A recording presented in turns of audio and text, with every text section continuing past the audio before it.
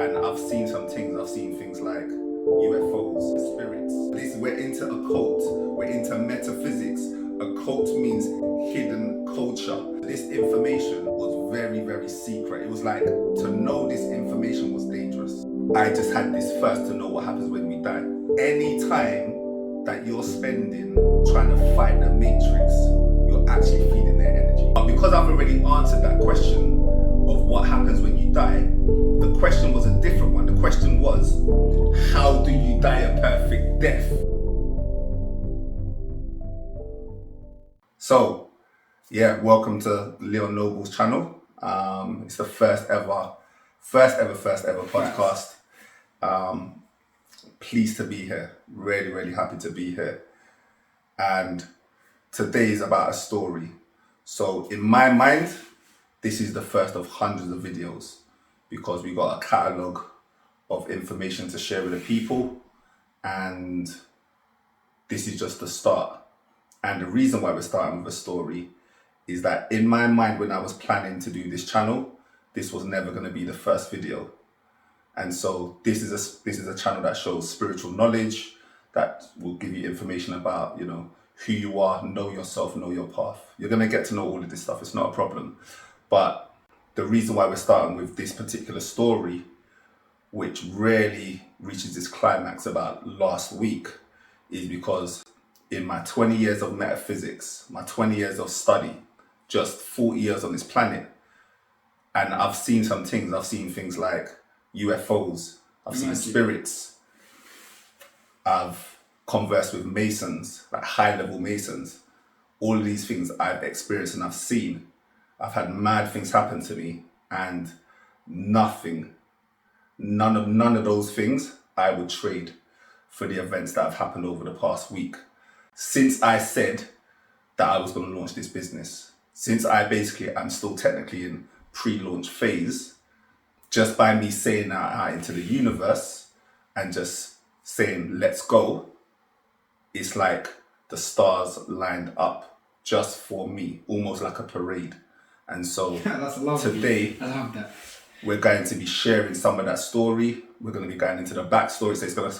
And then, you know, towards the end, we're going to kind of touch on some lessons and like what you can expect from this channel. So that's like a brief introduction.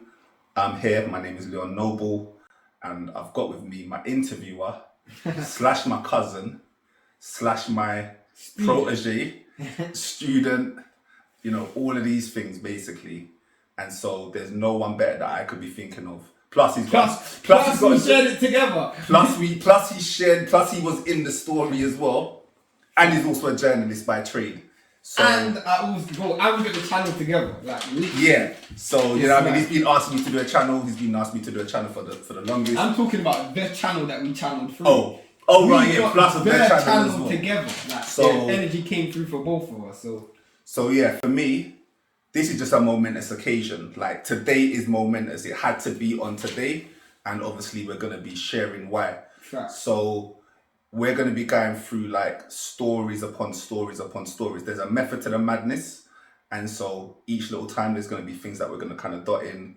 We're going to place back. We might have to circle back. We might mention a name, but trust me, we'll mention it again in the future. So it's one of those ones where it's like, for me personally, over the past few days, I've just been calling it a movie. Like what I experienced, it was a movie. Literally, it was a movie. Plot, scenes, everything. And so my mind has synchronized the meaning from that, and it's powerful. You know, you lot being here, whoever wants to listen to this, you know, much appreciation, man. Strap yourself in, get your popcorn out, movie time, you know. Facts. So yeah, man, hand it over to you. No, but it's the reason why it's so significant, because obviously we've gone through the story. We've gone through the story mentally, but physically we've gone through the story. Yeah. And one of the obviously you mentioned I'm his cousin, but for me, before anything, I could be your cousin, but I took your class. You know what I'm saying? Your business that you're launching, I took your class, and it's so magic that when, as you said, once you decided, you flicked that switch and said, yeah, it's go time. The stars started to align, and we literally just started to see the manifestations spiritually like instantly. Yeah. But like even before we go there, like I feel like it's important to decide or to see where it started. You know what I'm saying? Like where did it start for you? Like in terms of your upbringing, like where did you grow up? Like how did you grow up? Yeah. So to my mind, I grew up normal. Do you know what I mean? Like I don't feel like when I was growing up, I was anything different or anything special outside of my peers and the people that I was moving with. And so we had a pretty standard background, living in Edmonton, growing up in Edmonton, staying at my grandma's. So we used to be like at my grandma's practically most weekends, which was in Tottenham. I had a road, if anyone knows what that is. So there wasn't really many role models or anyone that I grew up with that was into or showed me anything around like spirituality. So for me, it was just a very, very, very Was normal it like childhood. a religious? Yeah. Sorry, yeah. So I went Sunday school. You know, I had that standard kind of background. My mum wasn't really into church. She didn't go to church. She sent me to Sunday school. She didn't go kind of church. You know how it is. And your dad? My dad, no church. You know, I don't think he would have bothered if I went or not really. But my mum, you know, grandma guilt or whatever. So yeah, my grandma, she was a heavy church goer on both sides, basically both my grandmas on both sides. You know, every single week they go in church. You know, you go in their house, they got everything, they got all the stuff, the Bible, Jesus pictures, all that stuff. Do you know what I mean? So my grandma was very, very religious. You know, I'd go to church with her sometimes and like that. But after about, I don't know, I'm gonna guess about the age of 7 or 8. You got bad memory, so I don't know. you got Terrible bad memory. I don't know. Like You at got some bad point memory. it stopped. At some point I just didn't want to go because I just didn't see the You point. say you didn't want to go, like obviously you're you're where you are today. So what were you drawn to? Obviously you wasn't automatically drawn to church. So what were you drawn to from an intellectual, spiritual level early? Yeah, so I've always been a problem solver. This is kind of where I remember my story. Like I don't really remember too much about my past because I'm such a futurist. But the only thing I remember is that at primary school, I didn't really care. So I was like, you know, pretty popular. I was with the popular crowd and all that kind of stuff. I was like the fastest, I'd probably say strongest, arguably the best footballer. Do you know what I mean? So everything kind of came easy and natural to me at primary school, but I didn't really focus on my studies. The only thing I focused on at school was maths. And the only reason why I focused on maths is because my best friend was good at maths. And then some girl called Alicia, she was also good at maths. She was cool, like we didn't hang out with her too much, but she was cool. She was like one of the coolest girls. And so she was good at maths. So all three of us were like the best at maths. And we had this maths book, we had these workbooks basically. And so it became kind of like a competitive thing to like see who could work through the workbook the quickest. And I won. Basically, but it was tight. Like it was times I'm behind and so on and so forth. So the thing I remember from that is basically at the end of the year, at year 6, they did an award. They gave everyone kind of like a title, and you kind of came up. It was kind of like a graduation, but for like the primary school thing. And I remember them telling me, they were like, "Yeah, you're a problem solver." That was my title. And even up, I don't remember too much about primary school, but that's all I remember. I got coined problem solver. I never thought nothing of it until I reflected back. It's significant because obviously where you are today, you know what I'm saying? And I think we're going to obviously tie it back in, but obviously being a problem solver. Yeah. But I'd probably say what was the catalyst to the information, because obviously me and you grew up in same family, but very different eras. You know what I'm saying? I grew up in the information age. You didn't, where there was you know what I'm saying? So like one thing I say we did share is music. That's like we grew up with like our inception of certain conscious ideas came from the music we listened to. But subconsciously, that's the thing. Like, so my parents, like my dad especially, he's music man. Like anyone that was of that era knows my dad's car. He's got like a classic Crayford Cortina convertible, custom. Do you know what I mean? He's a handyman as well, so he works on his car.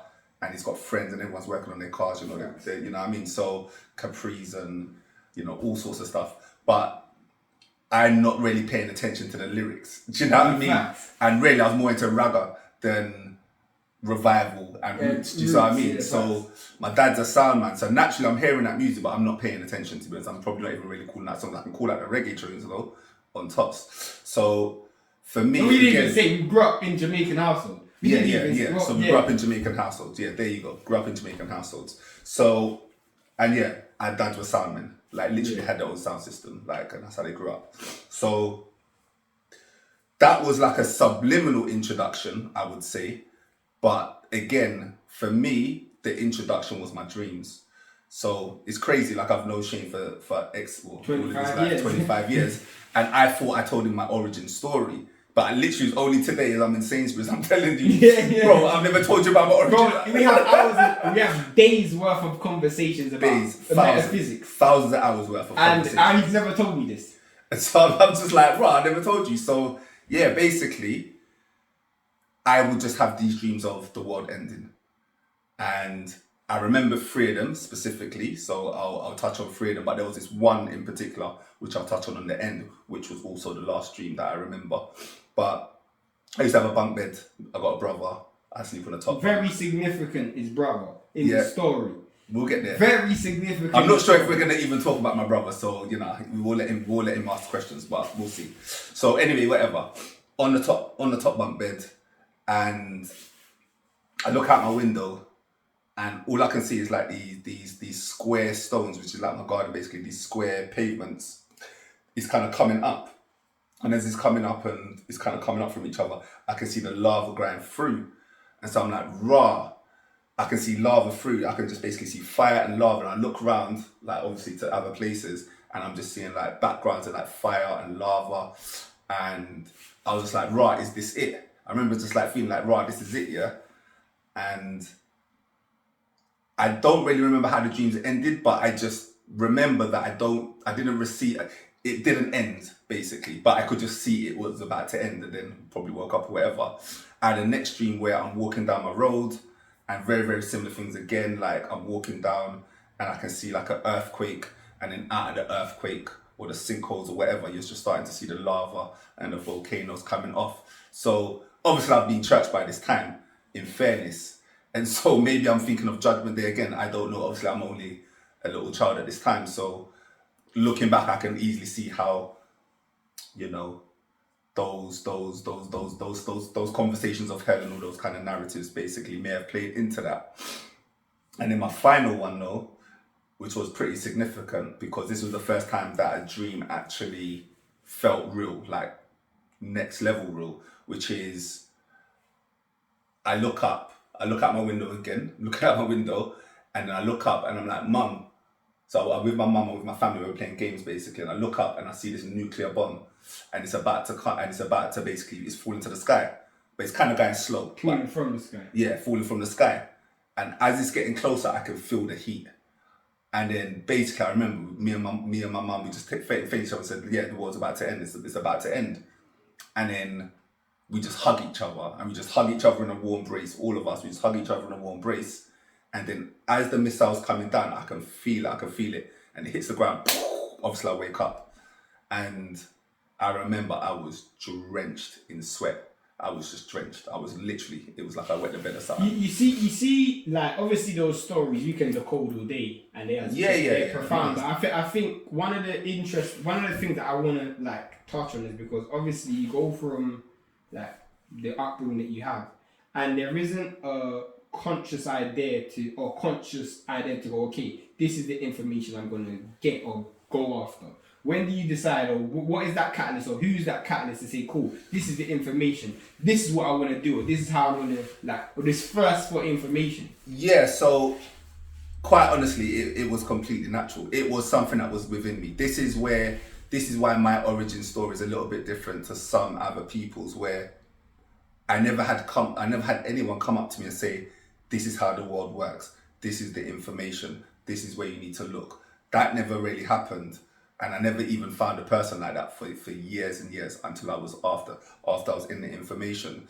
And so what really sparked it was my curiosity. That's what I always talk about when I'm looking for students. I'm looking for like curious students, because what sparked it is I just had this thirst to know what happens when we die. Like literally, what happens when we and die. stemmed from the dreams. And so I'm assuming that it stems stemmed from the the dreams. Yes, that's what I'm saying. So like obviously I'm like, oh right, the world's ending. Okay, so what happens when we die? And I feel like, you know what's so profound about that is in the dream, you wake up before you find out. Yeah, exactly. So I've got an open loop. That's what they call it. So my loop's not being closed, and so I need to find that answer basically, because it's a massive answer. And so with my problem solving mind, it was to go look at books. So again, I'm in this knowledge. I kind of left it, by the way. Obviously, I'm not at 8 years old, doing anything with it. But from about 13, 14, I remember trying to read, like Black history books and all that kind of stuff. Did that for a few years, learn all of that stuff. And then I'm not sure. Oh no, I know what it is. Apologies. Sorry. Then I started getting into how the world works. That was it. So again, I went from like African history, learning about myself, getting all that Black pride. Oh, cool, wonderful. And then after a few years, I then started to work out how the world works. So then I remember me and my best friend Ryan, who's born a day before me, same year as well. And so like he was my best friend at the time. And me and him are quite smartish, and he's into money as well. He loves money, he's into money and all that stuff. He went to university, studied economics. And so we were basically working at the banking system. This was the first time where the matrix and the veil kind of unraveled, because when we were learning at the banking system, the early thing we learned was the multiplier effect, which is like for every £1 they lend you, they can go get £10 in the bank. So I'm like, rah, they just like use we're basically like a cash cow to them, essentially. And then obviously that's where you learn about debt, why they want you in debt, yada yada yada, all that kind of stuff. So that was my first introduction. My first introduction to the knowledge was that kind of money machine, how the world works. Obviously, money makes the world go round. If you want to know anything, follow the money, all that kind of stuff, basically. And then from there, that led to like years and years of research. Just, okay, so if money's not real and it's just a piece of paper, yada, yada, yada, all of that story, then what else isn't real? And so there is like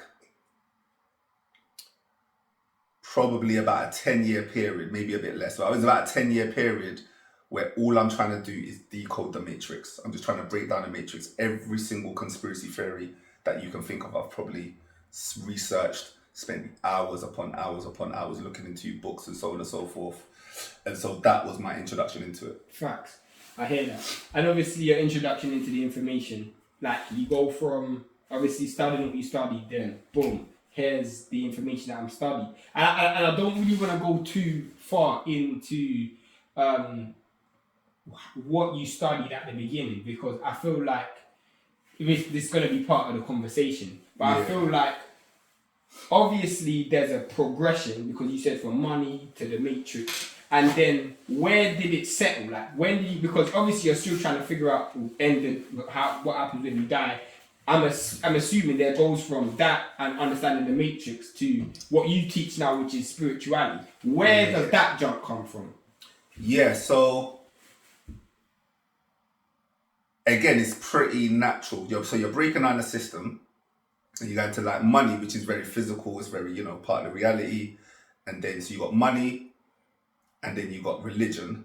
And so then we're breaking down the religions as well. So it was just natural to listen to people that are breaking down like what is the origin of religion, where did it really come from, and then you start to see synchronicities. You might start to read books that are like, No, but I'm in specific to yourself. Like, what were you investing your time? What were you reading? Like, what were you reading at this point? Like, what were you studying at this time? Okay, yeah. So most likely it was David Icke.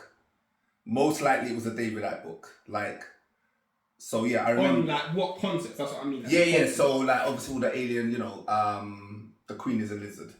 All of those concepts. Yeah. All of that stuff. And then Malachi Z. York. So quite early on, me and my brethren Alex basically, we're still good friends now. Me and Alex came to me with that knowledge. So I didn't know about Malachi Z. York. And so he dropped me the books on Malachi Z. York. And so that was definitely that was definitely a game changer because that was a level up. By then I was reading David Icke, which was a serious, like a serious book at the time. Like that was a dangerous book to have in your hand at the time. Do you know what I mean? But the Malachi Z. York ones, they spoke to me even more. And the fact that that was actually a movement that was kind of live. So I was actually at one point going to the Nawapian lectures, which was in Swear. I didn't even know that. I didn't even know that. Yeah, I used to hit the lectures like it was like in Dalston basically, Dalston High Road. He had some lectures and stuff. So that was one of the introductions. What I find, and I'm gonna move it slightly ahead. The reason why, just for 20 years history, man. We can keep it. Just for a second, because it's like I can vouch for this, that he collected all this information. You got to remember, Leon is about, how old are you? 40. So you're 15 years older than me. Yeah. So as long as my oldest memory of Leon is basically, I was at my cousin's house and there was a picture of the War of the Universe, and Leon just started talking to us. Like all of my other cousins, bare of us, this is a normal household, there's so many of the cousins. And I don't know, one person asked a question, and me being me... It was Ryan, I remember it was Ryan that asked the question. Yeah, our cousin Ryan, he asked the question, and then I remember this specific saying, Leon saying, or me saying, the sun doesn't move. And Leon was like, what? What do you mean the sun doesn't move? And then he broke down the universe to 6-year-olds, 5-year-olds, and obviously we're listening to him because he's our older cousin, but I don't think anyone took it away like me, because I looked at it like, raw, this guy is actually a genius. It wasn't even what he was saying, I can't even remember what he was saying. I just looked at him, this guy is actually a genius. And it's mad profound that you said, when you finished school, I didn't even know this, they said you're the problem solver, that was the label that you gave me. Why that is so crazy is because the information for me was, I had that same curiosity, different story, but whenever I had a question, I'd go to this dude and then I'll keep asking him, yo, and every single time, this guy would always provide me the answer because he was well equipped with information. So the reason why I want to go from this and kind of slightly jump ahead is because with me, you've always been my teacher from as long as I can remember, especially when it comes to consciousness and spirituality and finding spiritual answers. Like this physical shell is only going to be can only provide certain amount. The spiritual fulfillment is, that's where the game, that's where you're playing the game. So you obviously. I would ask you questions and you would answer. But I want to know, obviously from there, because you're still living your normal life. Yeah. You're still living your normal life. Yeah. But you're teaching when people ask you questions. Yes. So, that's the phase that I want to talk about now. You're teaching when people ask you questions. Yeah. So that was more about, again, looking back, it's just a different era to now. So in my time, I'm reading books like Behold a Pale Horse, written by William Cooper. William Cooper got taken out by the government, that's what they will say. Do you know what I mean? So this information, the information that I'm looking into and the information that I'm receiving is information that is given by people in secret societies, given by, people that we're calling at the time the Illuminati and so on and so forth. So this information was very, very secret. It was like, to know this information was dangerous, just to even know this information. And because I never had anyone around me that knew this information, made it even more like it was a secret. Because I'm like, who knows about this information? And I might drop one or two hints, I might say one or two things, and no one's even close. I might as well be talking another language. So I'm not at a stage where I even want to teach, I don't have no calling. I'm just about myself and about raising up my knowledge. Quite honestly, I don't even really have an agenda of what I'm going to do with the information. At this time, I'm just truth seeking. So that's one of my archetypes. I'm just truth seeking. I've just got a voracious hunger to just know more. So how did that change? How did you go from, alright, cool, I have information to, I'm not wanting to share, to cool, I want to share? So there's a couple of things, but it was just I had filled up. I'd got to a level where I had a very, very well-rounded, let's say, bit of information, quite a lot of information. And the times that we're in, I'm just not seeing anybody say anything. And so I'm like, at some point, I feel like I should share something. At some point, I think I should just share something to just see how it happens. And so let me just test it. Like, it wasn't really a fair, it was like, let me just test it out. So that's when I got you lot. You know, I can't remember how long ago that was. I was like, what, 12, 15 years ago. Just got you lot in a room in my house. And then Facts. And just started teaching. Like, and I started teaching with the youth and with my cousins and my aunties and my I would have been like 14. And the funniest thing is like, about 10 years ago. No, I think he was even younger than that. Yeah, I think he was younger. I remember going to your house and asking questions. And from the beginning, I've always just asked you questions. So I feel like you kind of always knew, one, you were a problem solver. Two, from young, you've always seen me.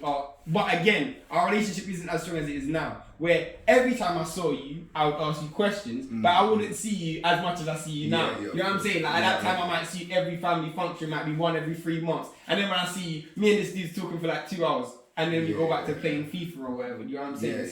It was like, that's what it was. So, again, I want to kind of, because I feel like we're going to overlap in stories. Of course. When it comes, like, I want to move it to the point where, alright, cool, you've decided that you want to teach. How does that happen?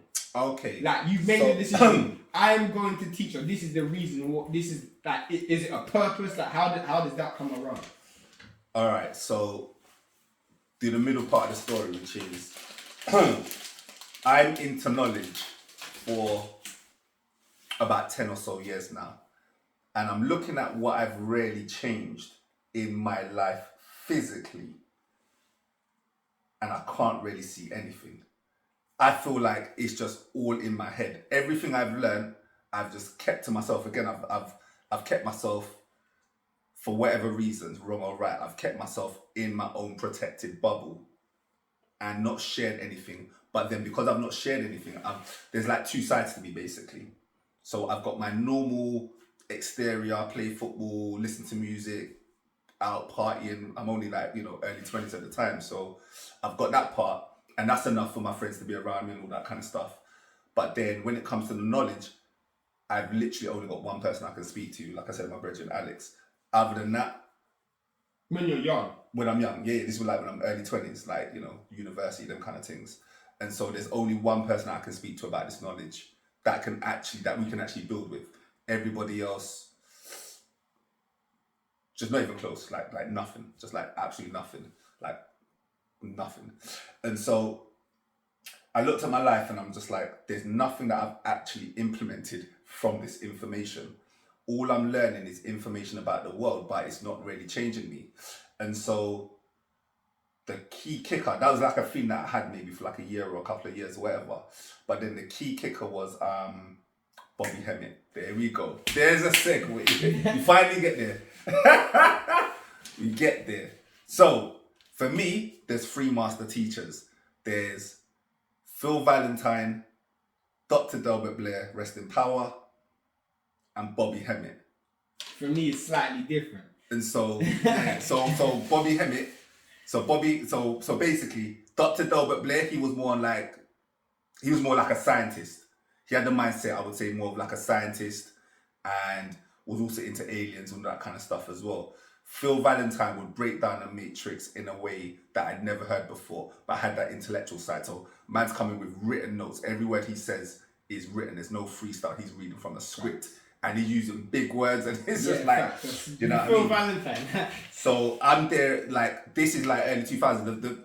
The thing I would say about this era is I still kind of grew up in that era where you either had to go to the library to get the knowledge, or you had to go to the lectures, or there was a DVD shop. So like I said, I lived in Tottenham, or family was in Tottenham, whatever, I mean Tottenham.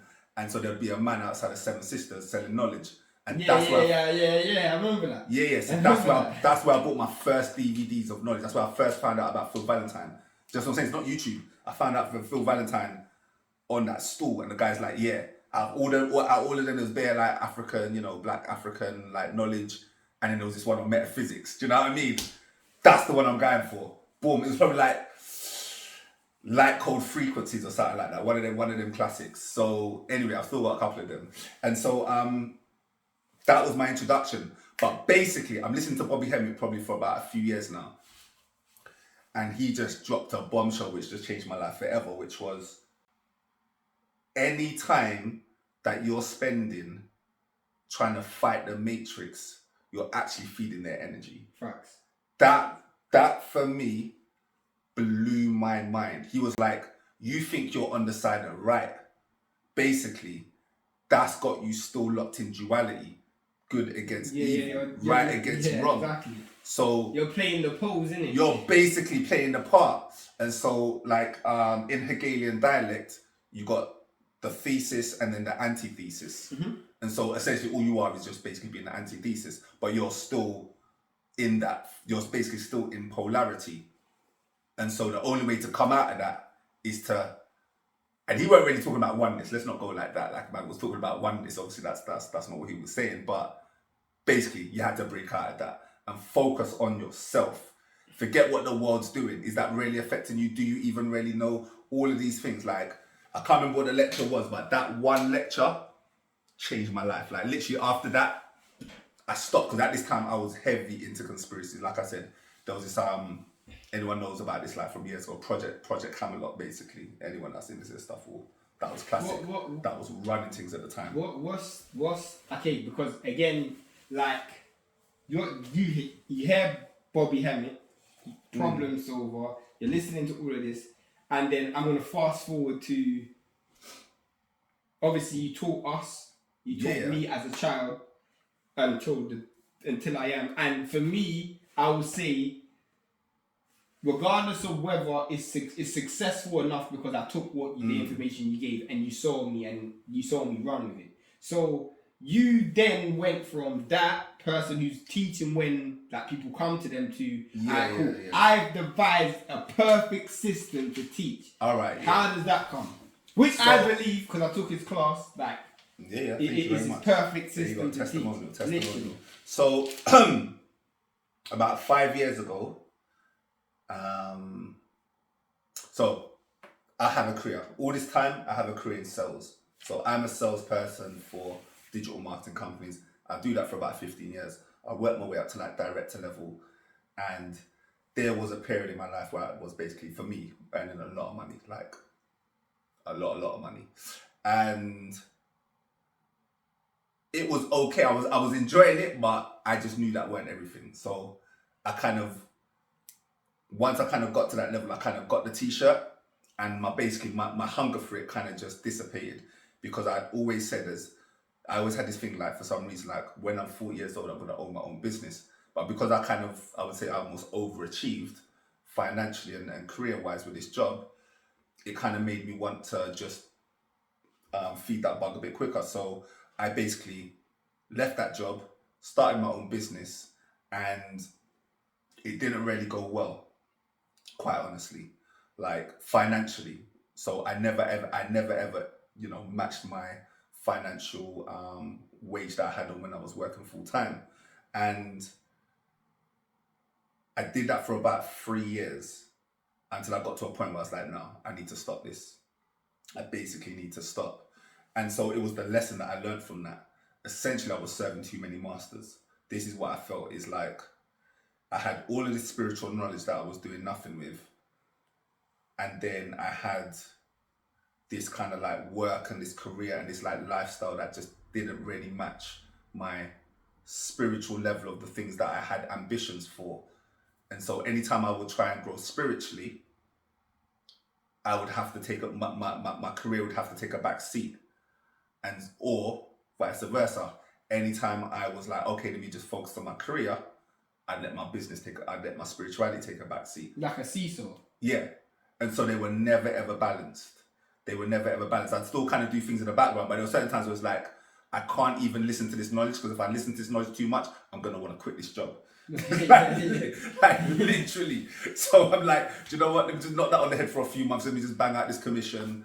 And do you know what I mean? So anyway, I get to the end of it, and I'm looking. So the key thing to this though, as well, is when I had that business and I was doing that for 3 years, I had never worked harder in my life.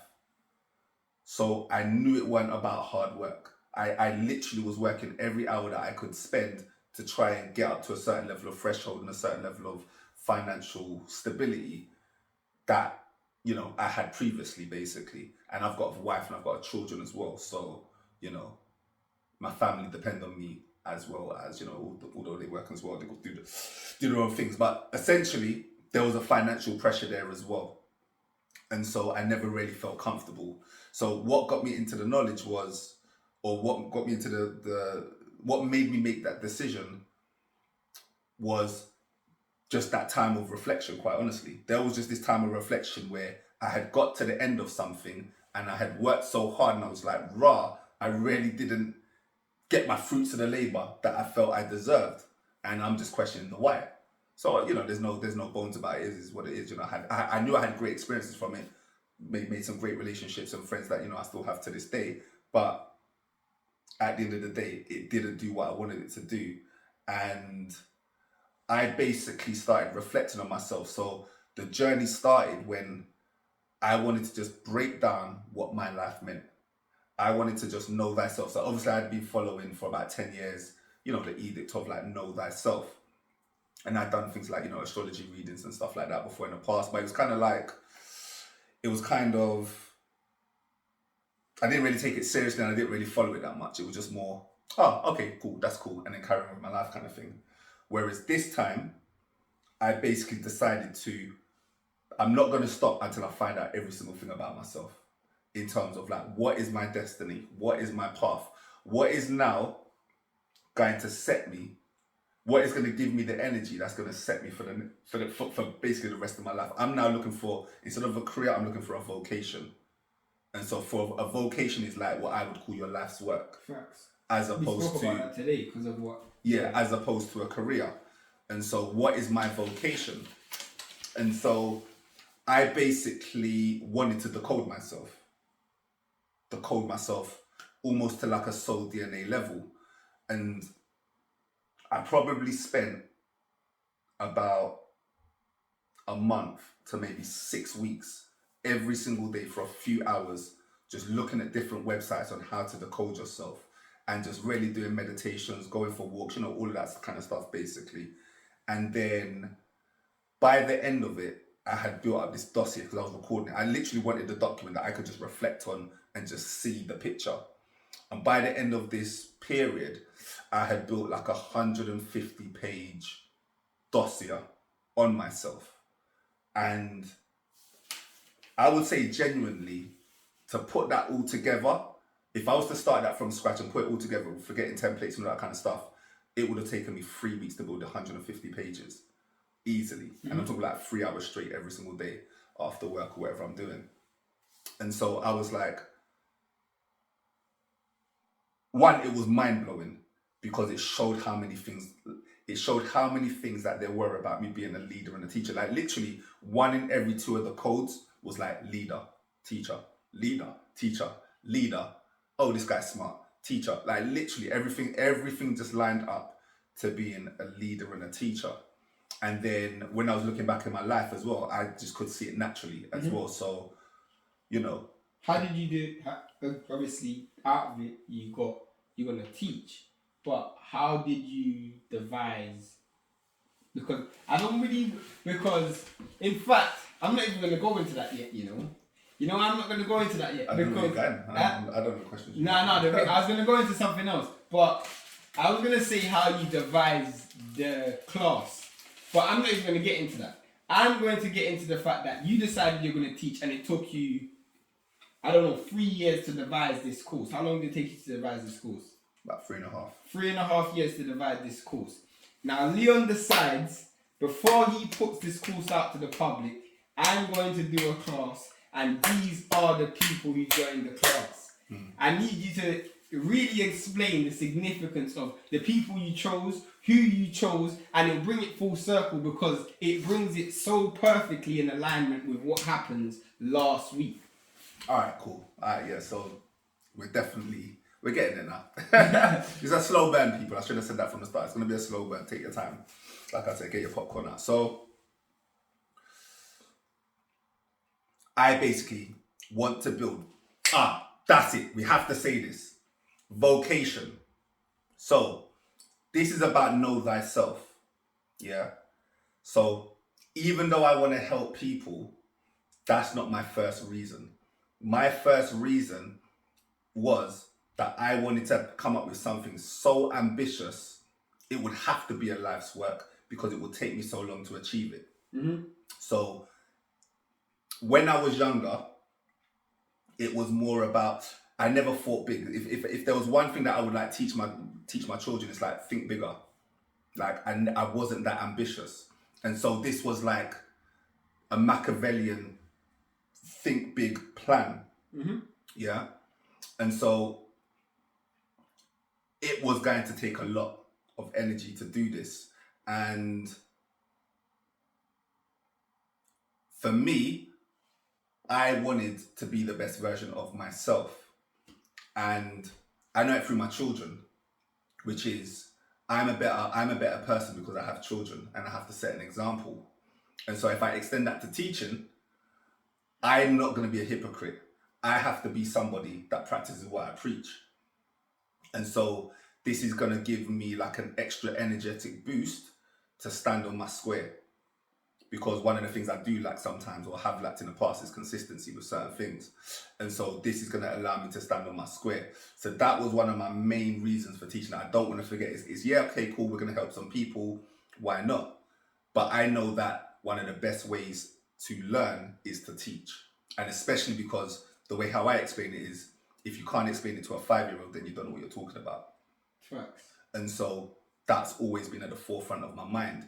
And it was very, very just coincidental. I'm like, okay, I've got these readings. So the first way it happened is I've got these ways to decode people that I've not seen anywhere. Like, literally, I've not seen it anywhere.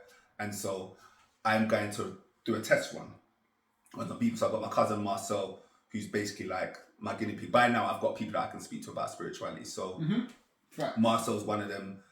And I do a reading on myself first, obviously, then my wife, and then Marcel. So Marcel's like the first person, like, let's say outside, my wife's in, she's seen what I'm doing kind of thing, she's kind of hearing that stuff, so she almost don't count. And I do the reading on my wife, I do the reading on Marcel. And the funny thing is, I built her reading. I didn't even read it. I literally just built it. I didn't read anything. And then me and Marcel was like, yeah, cool, let me just, do your reading for you. I didn't really have any expectations. That reading lasted 9 hours. It lasted 9 hours. I feel like people need to, at this stage, people need to understand that you're doing readings. Like actual spiritual work. So you're doing. So it was like a reading. I just gave it to her for free. Like I'm just looking to test this out. I'm like, this is so powerful for me, and it's so powerful for my wife as well, in terms of like how many revelations that are hitting the point. So I was like, okay, cool. I need to test it. Like, again, I'm a scientist. I got the mind of a scientist. It's too small of a sample size, just 2 people. And so before I even think about turning it into a business, before I even thinking about charging for it, facts. I need to see, does it work? Is this just a coincidence? Is 2 people and it reading just a coincidence? But that one that I did with Marcel, and the amount of confirmations that she got from it, the amount of things I was calling out that she kind of knew about herself, but we were going digging deeper. Like I said, 9 hours later, 9 hours straight, went bed. It started at like 8 o'clock, went bed at like 5 o'clock. We both had work in the morning as well. And yeah, we just had that spiritual energy. That was kind of it's them kind of things that kind of let me know. Because as I always say is, you can tell if something's for you if you're getting spiritually drained. Right. And so when I'm teaching, I don't get tired. Like, people fall asleep while I'm talking to them. Fair enough, okay, cool. But when I'm teaching, I'm in a zone, I'm in the flow, and it don't take long. It's like literally just boom. It's like a light switch. So that's one of the indicators that just shows me how natural it is for me. I'm not having to force anything. I never script anything. Like, now I'm completely unscripted. Marcel. So then you've got Marcel. So Marcel's my first guinea pig. And she's your cousin. And she's my cousin. And she just says yes, basically. Like, I even tell her, like, you're my guinea pig kind of thing. So we got Marcel. So then she's kind of interested. then I'm basically just going for my daily life. I then get a phone call from Jen. So I get a phone call from Jen, who is my uncle's ex-partner, basically, and they got children together, got nephews and nieces and stuff like that. So I get a call from her. She was like, "Yeah, I spoke to your mum, and me and your mum were just speaking, and she mentioned your name, and I was like, oh, how's he doing?" And then he was like, and then she was like, "Yeah, he's doing really good. He's into his spiritual stuff." Now, Jen is basically one of the most spiritual people I know. Facts. And she phones me up and she was like, "Yeah, Leon, you was on my mind. I thought I would speak to you." And she just phoned me up random. It's kind of is random. She was just like, basically, "I'm speaking to your mum," and she just said you was doing something, whatever. When I told her about what I was doing, her mind was just blown. She was like, "That's exactly what I need. That's exactly what I want." Facts. Just the timing and the beauty of it was just amazing. I've then told my sister about it as well. So I've then told my sister about what I'm doing, obviously. So I've told my mum about what I'm doing. Obviously, I told my close ones. I told my sister what I'm doing. I told my mum what I'm doing. My sister's husband's, let's work this one out. My sister's husband's brother's wife. Yeah. Wonderful, we got there. Thank you. It's called Lavinia. We ain't doing that again. We're calling her by her name, bro. We ain't doing that. We ain't following the trace, Lavinia. So, Lavinia. Candice is like, "Oh yeah, I spoke to Candice is his sister. Candice is my sister. I think I said that, but yeah, Candice is like, "Oh, I think I'll speak to Lavinia. I don't even know who Lavinia is at the time. She's like, "Oh, I speak to Lavinia. I think I've seen her once before, basically." And she was like, "Oh, right, yeah, she's really interested. You should give her a call." Boom, call, connect. Straight away, she's like, "Whatever, I'm done." I told her about what I'm doing. She's like, "I'm on it." I was like, she's my first client. So she was like my first, let's say, official paying client. Facts. And so this is what I'm trying to say. The minute I had a paying client, my mind just went to a next level. Facts. So I went from like, okay, let me just test it out, guinea pig stuff, to I need to build a whole course around this thing that I'm building, and it needs to come correct to the level that that's going to hit my level. You build the course, it takes you 2 years to build, and he gets these free females, and it's so funny because me and Leon talk every day. So during this whole time, you also bear in mind that like Leon and me, you kind of, at no stage does he ask me to join the course until he's starting the course. Like he's doing this preliminary course with Lavinia, Marcel, and Jen. And at no stage he asks me to join. And I know why he didn't ask me to join. Just because at that time, you gotta remember, when I first was introduced into the knowledge from Leon, I was extremely aggressive. Like from 13, 14, like extremely aggressive with information. Like every time you had a call, the lectures at your class, at your house, I'd always make sure I went. Like I'd always go. And at that time, I just was so hungry for information. And I don't even want to get too far, but Leon had introduced me to someone, and at that point, that person took over, and I just decided to take my road and route, and it's very important. Okay. It's very, very important. Leon introduced me to someone, and I took my road and route. And there was a stage where Leon would just shout at me and be like, "Oh, so we'll catch up when I'm like, oh, guess what I decoded? Guess what I channeled?" And that's the conversations we had. He never really interfered with that process. Then I just started to live human life. He never interfered with that process neither. He just kind of left me. But he was like, "You know what? You should take my course." I don't even know why you even said that to me, but he just said, "You should take my course." No, I know why. I'll say it now. I wanted to because he was not really on my course. It touches on specific themes, and these specific themes are not the roads that Shane is really going down. And so I was like, can I introduce him to a new theme which is almost alien and opposite to where he's at, because that is then going to kind of prove to me how powerful what I'm teaching is, because truth is truth. And so if he can see the light in this, what I'm teaching, then I know that this again reaches far and wide. I'm always thinking about archetypes and personalities. So, you know, Shane is one type of archetype. There are thousands of people like Shane. There's thousands of people like Jen, so on and so forth. So in my mind, it's just like I want a diverse enough people in the jigsaw who all have their own story, but that it's relatable in ways. So essentially, in my head, I'm thinking of case studies and testimonials. Facts. Long and short of it. And I'll be honest, Lavinia and Jen, during the first course, when we were teaching the course lectures every week, Lavinia and Jen, they were like, I would probably say they're the two who impacted for in their personal life because of what they were going through. Yeah. So Marcel was doing a degree basically at the time, and that was taking a lot of her time. So she couldn't really, she was there, I would say about 60-70%. But, you know, she's studying. So even like, I wouldn't necessarily I was giving homework, because again, this was quite unstructured. So it's very structured in terms of what I would say, but there wasn't like exercises after and here's homework and all that kind of stuff. It was way more loose than that. It was just come to the lecture and then let's maybe share some things that we learned with kind of like how we've incorporated into our daily life. So that's basically how it was running. Yeah, so we're gonna fast forward to last week Tuesday. Yeah, let's do that now. Yeah. So last week Tuesday, it's so funny. It's so funny. So last week Tuesday, Leon presses the launch button on his business. You press the launch button on your business, and was it the day before Halloween or Halloween? Yeah, so it was on Halloween. It was on Halloween. Literally on Halloween.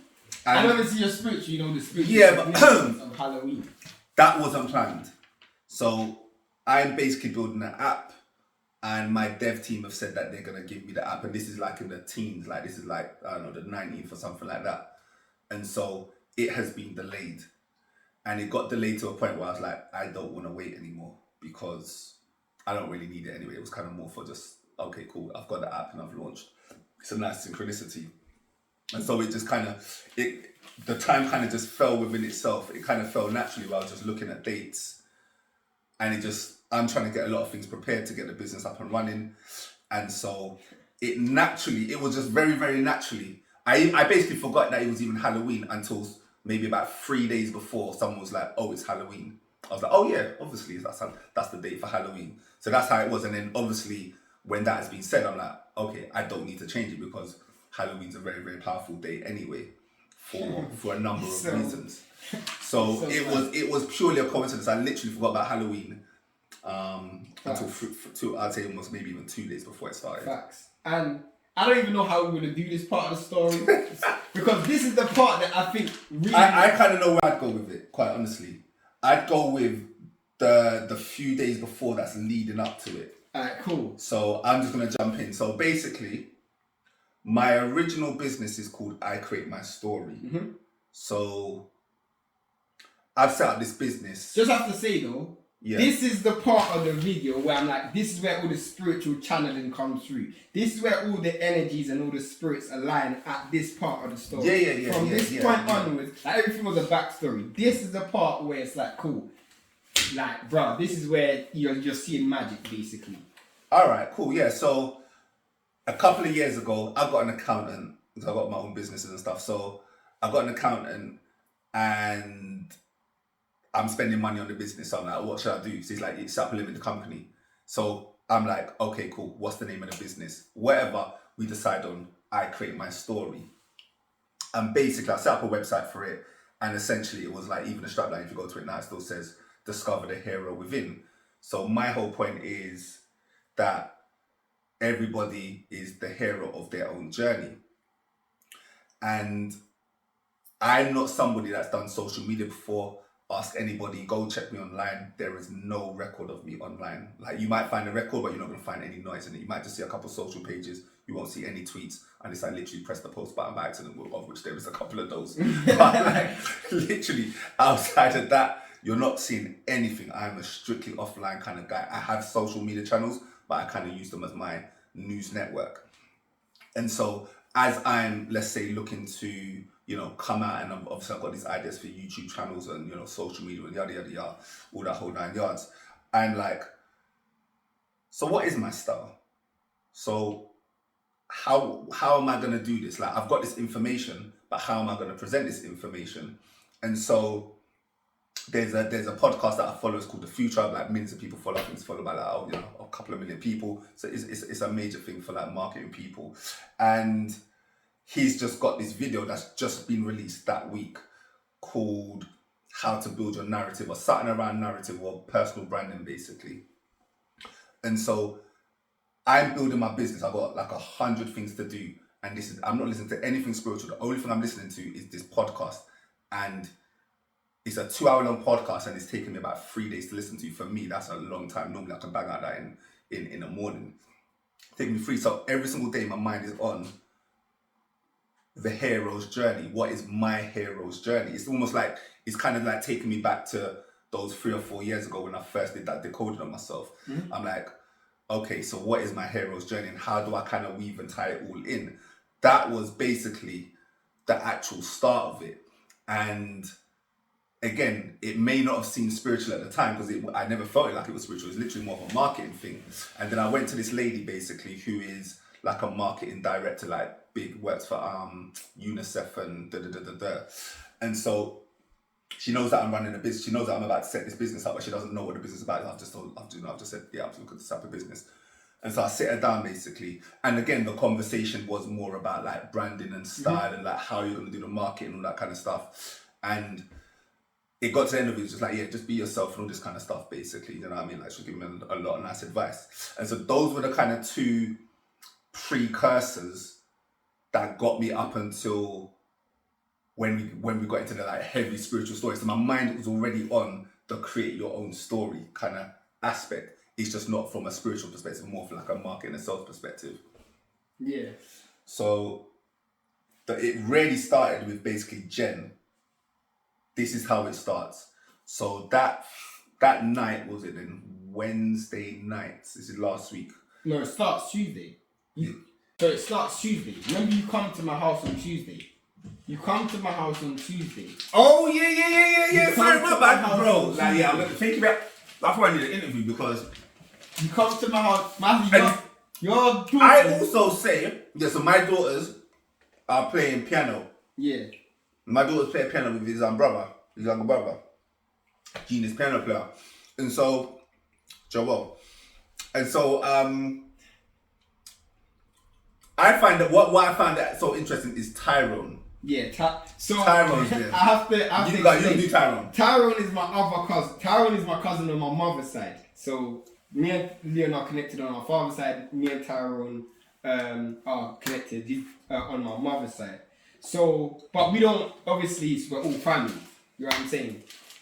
Me and Tyrone got into the information together. Literally together. Like, our paths to the information is together. 9 times out of 10, me and Tyrone will discuss something and ask Leon. That is literally it. The first time in a long time, me, Tyrone, and Leon are in the same room. We're in the room of my living room. Leon's kids are there, and it's Halloween. Now, this is the part where it's really significant. For the first time, me and Tyrone and Leon and myself are in the room. All of us are in the room together. Leon's kids are there, and it's Halloween. Why this is so significant is because kids are knocking on the door asking for sweets, bro. Yeah. And there's no sweets in the house, bro. There's no sweets in the house. And we're laughing because we know where the story's going. You know what I'm saying? There's no sweets in the house. The synchronicity of that's going to make sense when I actually tell my part of the channel. Basically, he almost always has sweets in his house. I always have sweets in my house, and I always eat sweets. But this day I didn't have no sweets. I've completely forgot it was Halloween. I always have sweets in my house. Me and my brother, we love sweets. And it's going to be, like when I tell my channel, then it's going to come through. But, yeah, so Wednesday. Jen, yeah. So, I get a call from Jen now. Jen, so it starts. It starts. All right, so Jen is not in a nice place. I don't want to go into her business. She's not in a nice place right now, in literally location-wise. But she's all cool. Like, in terms of her spiritual energy and her spirit. It's high. It's high. It is ridiculously high. What basically happens with, and we're going to get into a little bit of the theme, is like, when you've got so much spiritual energy, it has to be grounded. And her spiritual energy was just going off of the charts. Like she was literally living in 5D. You might be looking at her and she looks like she's in 3D, but when she's opening her mouth and the channels that she's getting, she's in 5 dimensions. Like, she's calling out things that are happening in the future. She's like literally talking things out, and it's like, one, obviously that can make people uncomfortable, but then also as well, you get to that point where it's like, what is real and what's not real. Facts. It's happened to me before. Do you see what I mean? So she's basically where she's supposed to be now, but she's kind of, I've not spoken to her, so normally we would speak every week because, you know, she's on my course. By now I've kind of wrapped up the course, and so we're a bit more looser. And I'm just really, really busy. She's really, really busy as well. So this was the first time I had the chance to speak to her in a while.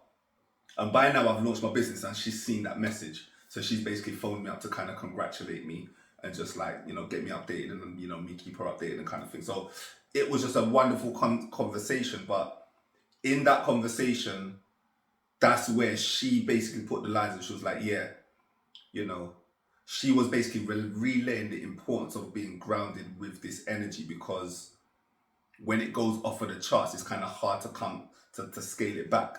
And her life kind of got chaotic. This has just been drawn to me since I've started. Like literally. Okay. This has literally been drawn. Okay, yeah. Like this since we started. Be careful with that, bro.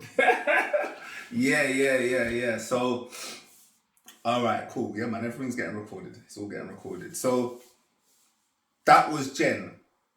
Yeah. So I'm speaking to Jen.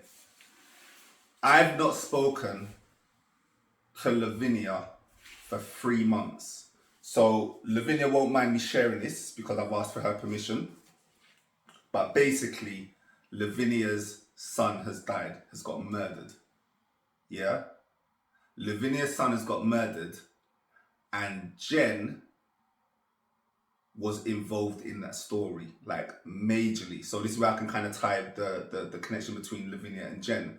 So Lavinia and Jen don't know each other outside of my course.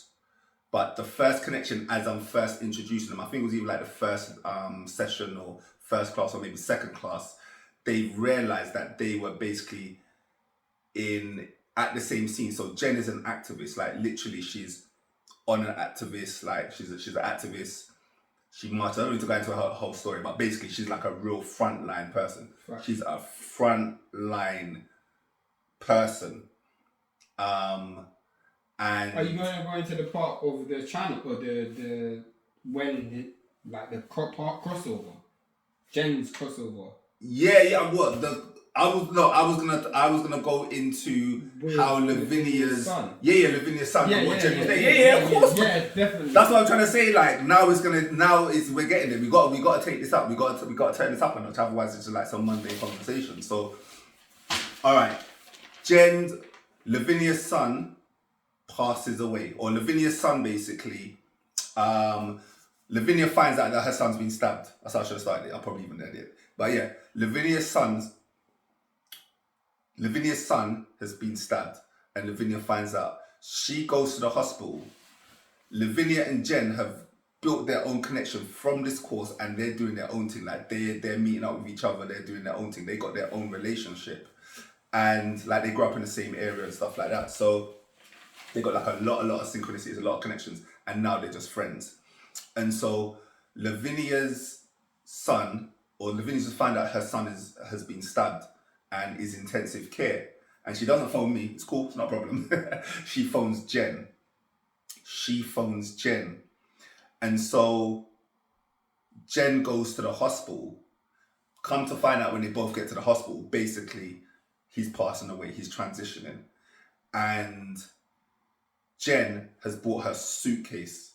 She's literally bought her suitcase with her tools. Now, her tools are aromas, herbs, oils, candles, crystals.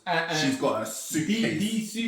These ingredients aren't ingredients for revival. like human revival. These are spiritual ingredients. Yeah. This is a toolbox. That's what I'm trying to say. Like, yeah. So like when I'm saying people are spiritual, there's like levels to it. She's come up with a suitcase of things, and so she's got a connection. So she's like doing all the oils, she's doing the massages, you know, doing rituals, mantras, and so on and so forth, and basically she builds a connection with the sun where she's channeling the sun, or she can feel the sun's energy, and she's calling out things that are happening, as I said, and she's like, yeah, no, I'm with him, I'm with him, I'm with him, I'm with him, it's fine, it's cool.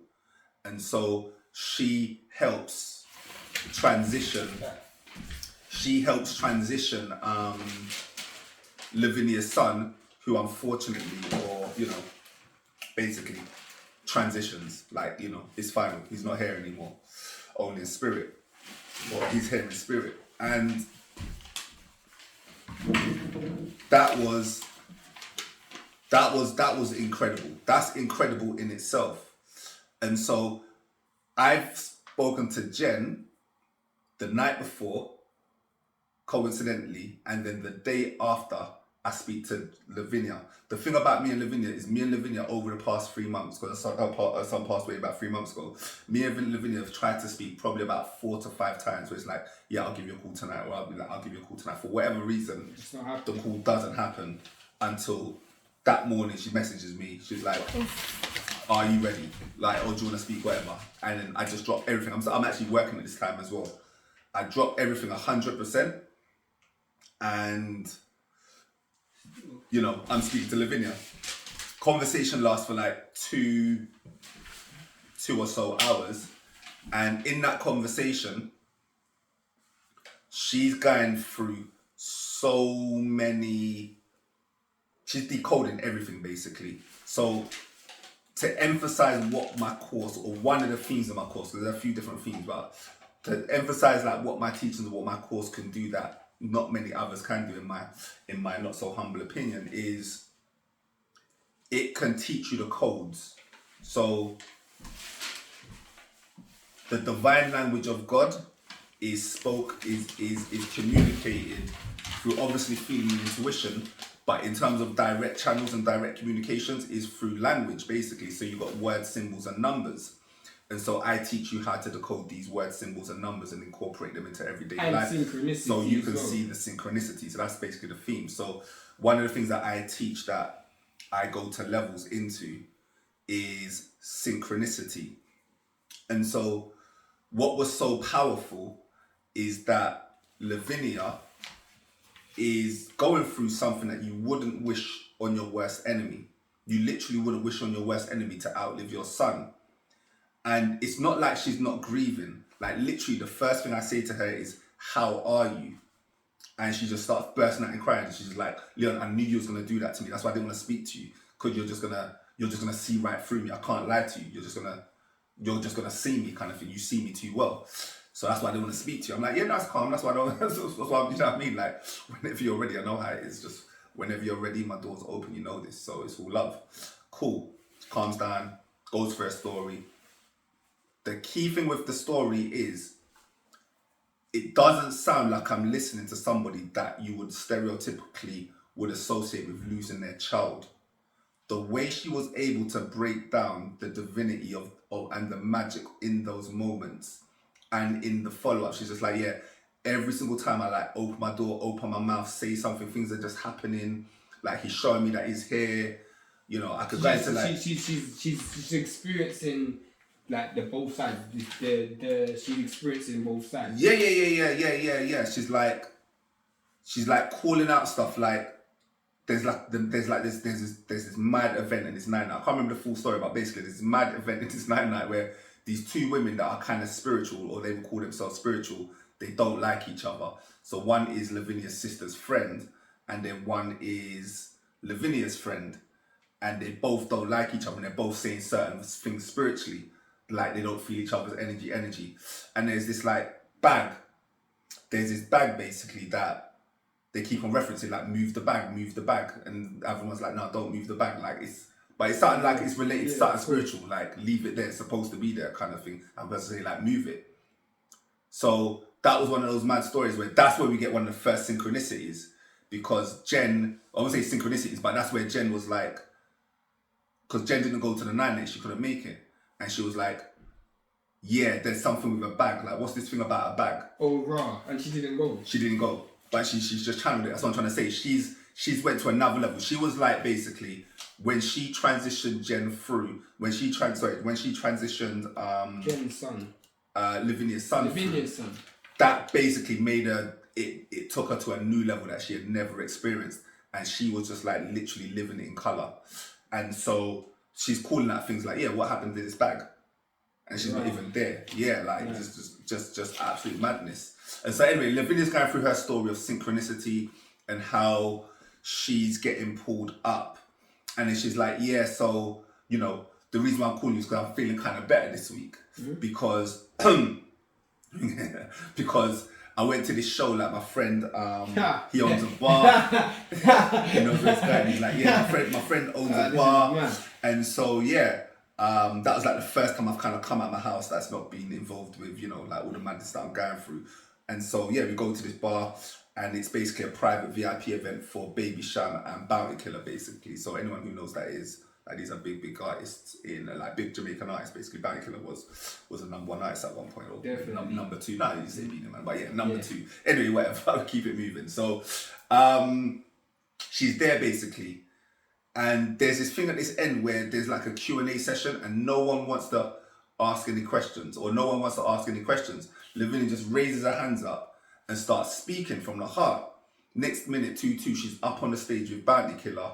They even exchange phone numbers and all that kind of stuff. And basically, Lavinia's got ideas for like foundation, to run like a foundation or supper charity, you know, in her son's name, that kind of stuff. So she's got big ambitions. And Bounty Killer was like, yeah, I'll help you.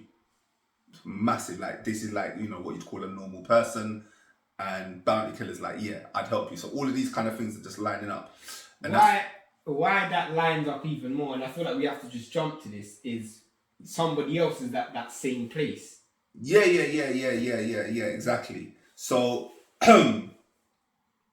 yeah, all right, cool. We'll jump to that. So, I'm going to a concert that same day. I've not even told Lavinia that I'm going to a concert because, why would I tell her? It's just not, which is what was a part of the conversation. So, I'm just going to a concert, and it's Jar 9 basically. It's a reggae concert. So I'm going to Jar 9. She's like my favourite female artist in recent times. Probably my favourite female reggae artist of all time, really, like, period. So I'm absolutely gassed for this concert. And my cousin, our cousin, Catherine, she phones me up. Do you know what? We did the story a bit too early, you know. Alright, cool. We'll get back to that. You know what, yeah? I feel like this is the part we have to just go to. Like, No, because I wanted to introduce my third person I spoke to as well, because with the trauma thing.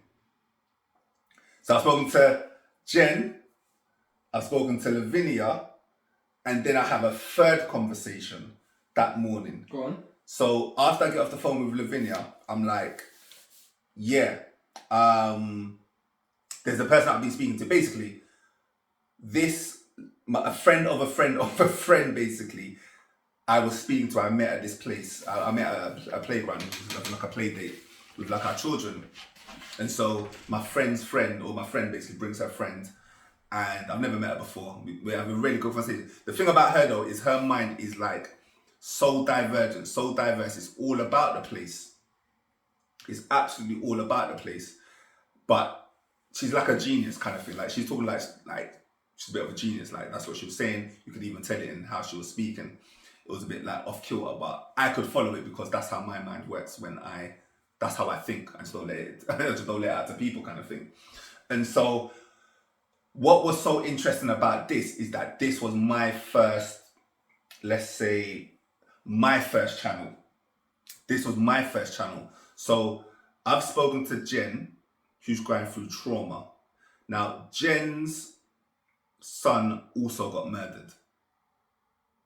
So that's another thing as well. So Lavinia's son gets murdered, and Jen's son, who got murdered years ago previously, which, I don't want to go into, let's not. But he's a big name, like, There is a name, anyway, whatever. So he gets murdered, and there's a massive amount of trauma there. There's a massive amount of trauma there. Both characters. Both characters are going through a massive amount of trauma, and they're both females.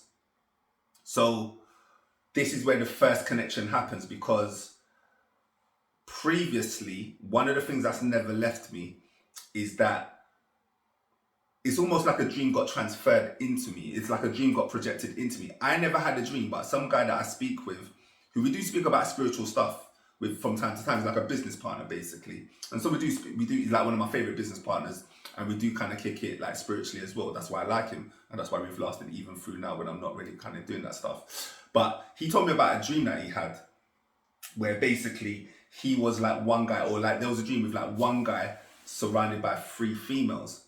And I have no idea why, but that dream has never ever left me. Ever since he started telling me about that dream, all I kept on seeing was 31. The number 31, the number 31. One of the reasons why, so when I was going to launch my business on the 31st of October, I wasn't even thinking Halloween. I was thinking 3 and 1. Yeah. Because the 31 had been, even up and leading up to that week, I kept on seeing the 31, kept seeing the 31. So, or 1 and 3 even, I would see the 3 and 1. And so that was what was on my mind. And so when we're skipping back to me speaking to Lavinia and Jen, I'm going to be speaking with this next lady who just basically said that she was kind of interested in finding out what I was doing, but we never really spoke much about what I was doing. I kind of gave her like let's say a 1-minute overview, which is not much. Do you know what I mean? So I'm speaking to her on the phone, and she's telling me about this story. She's like going into stories like who she is, and she's talking about like how people like have like let her down, hurt her, stolen a lot of her projects. Like she's like got some like genius mind, and so people have like manipulated her and stolen her journey. And I was like, because at this time, I don't know, I just had a feeling that what I was going to say was going to be powerful enough to move her, because she's not being motivated enough to like jump back into a massive project because of where she is. And I had a feeling that what I was going to say, you know, could move her, because I don't know, I just got that vibe. And so I go to her, I was like, let me just hold you for a minute. I'm just like, I'm going to guess that you suffered mad trauma in your life.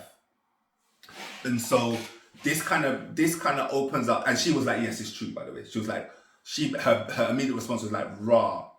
Yeah, because it kind of caught her off guard, because she was kind of just talking about a story, had mentioned nothing to do with trauma. But I was like, I bet you've been through a lot of trauma in your life. I bet you. Especially like maybe at a young age. She's not that old anyway, but she's like 30.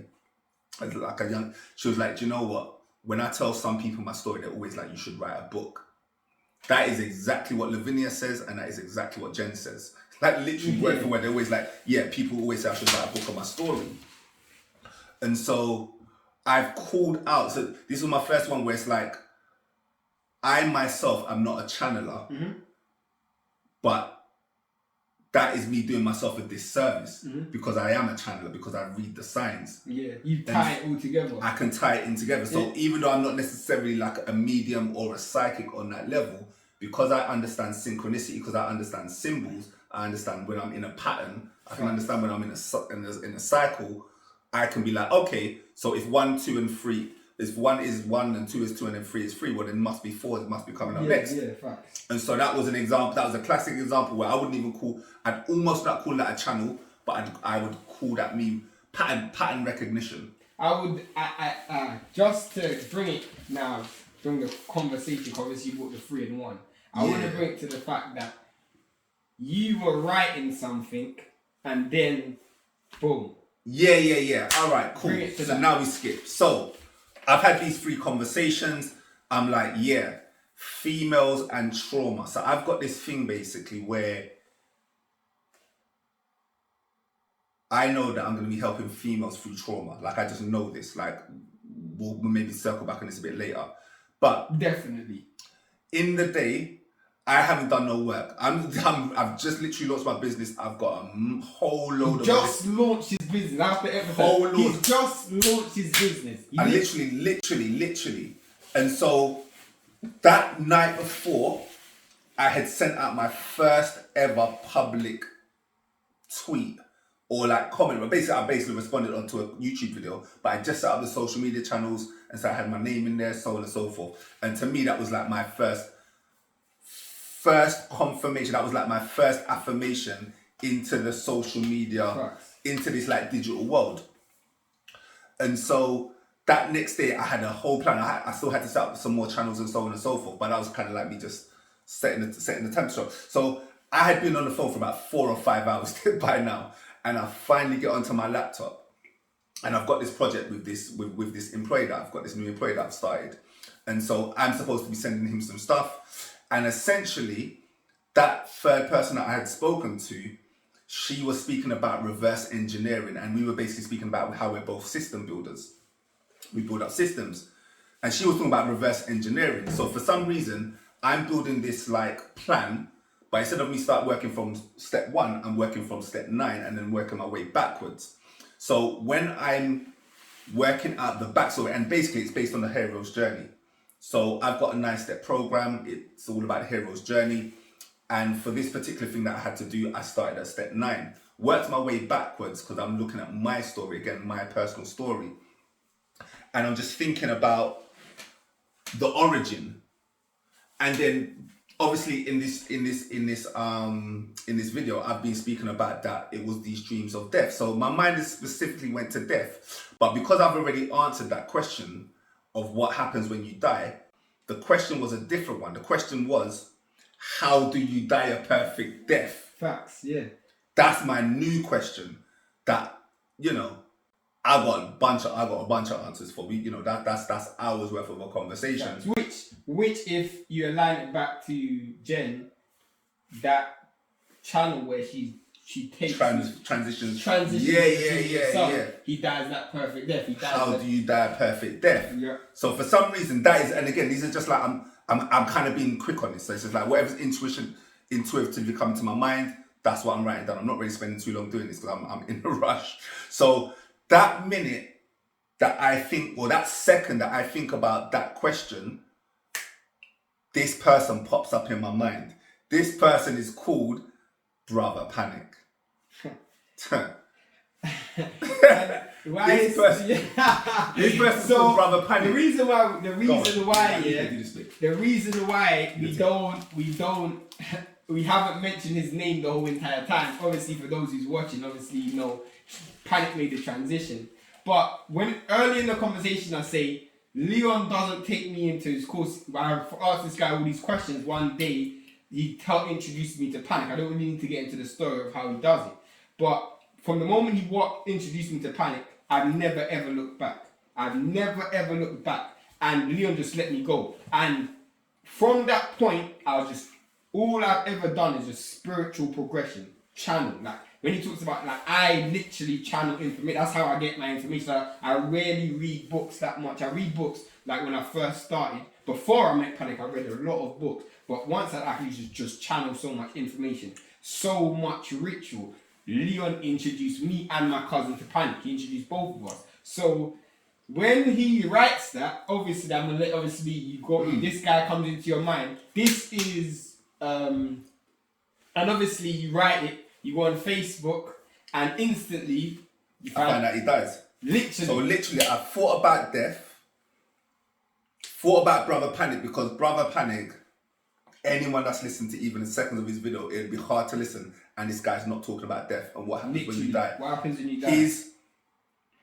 His video that he comes out with about a year ago, his magnus opus, is How to Die and Not Come Back.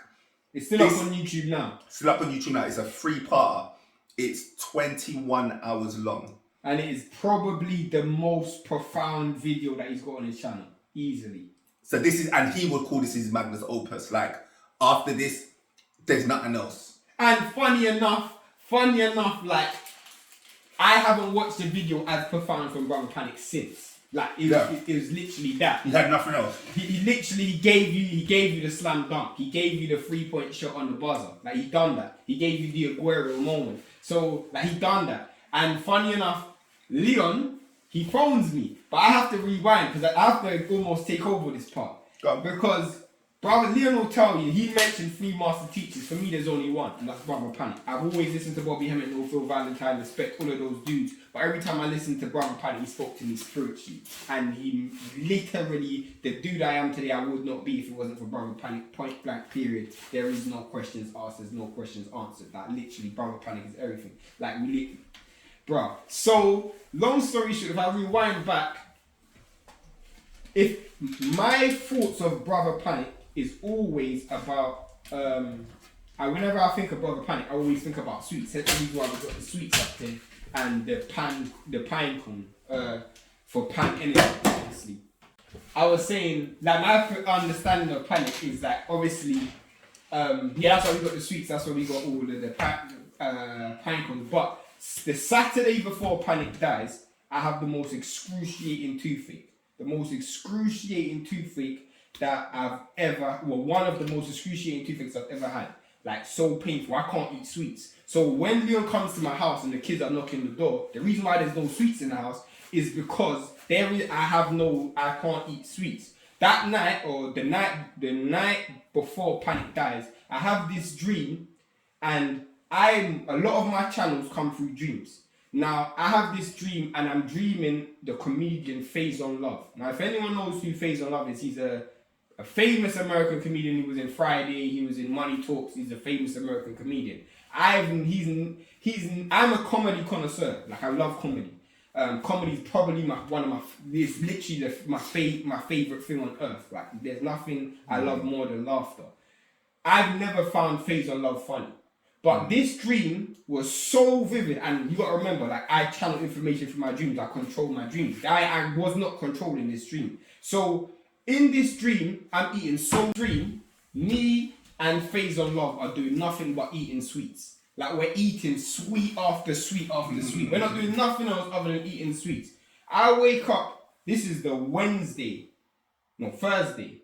This is the Thursday. I wake up and I'm like, my teeth is hurting me. I'm eating so much sweets in the dream that I get a physical toothache. Like, literally a physical toothache. I'm like, nah, this dream is too profound. So I type in Faison Love thinking that there's something on Google, or like something's happened with this dude, because I'm thinking there's something wrong with this dude. Typing on Google, nothing happens to Faison Love, nothing.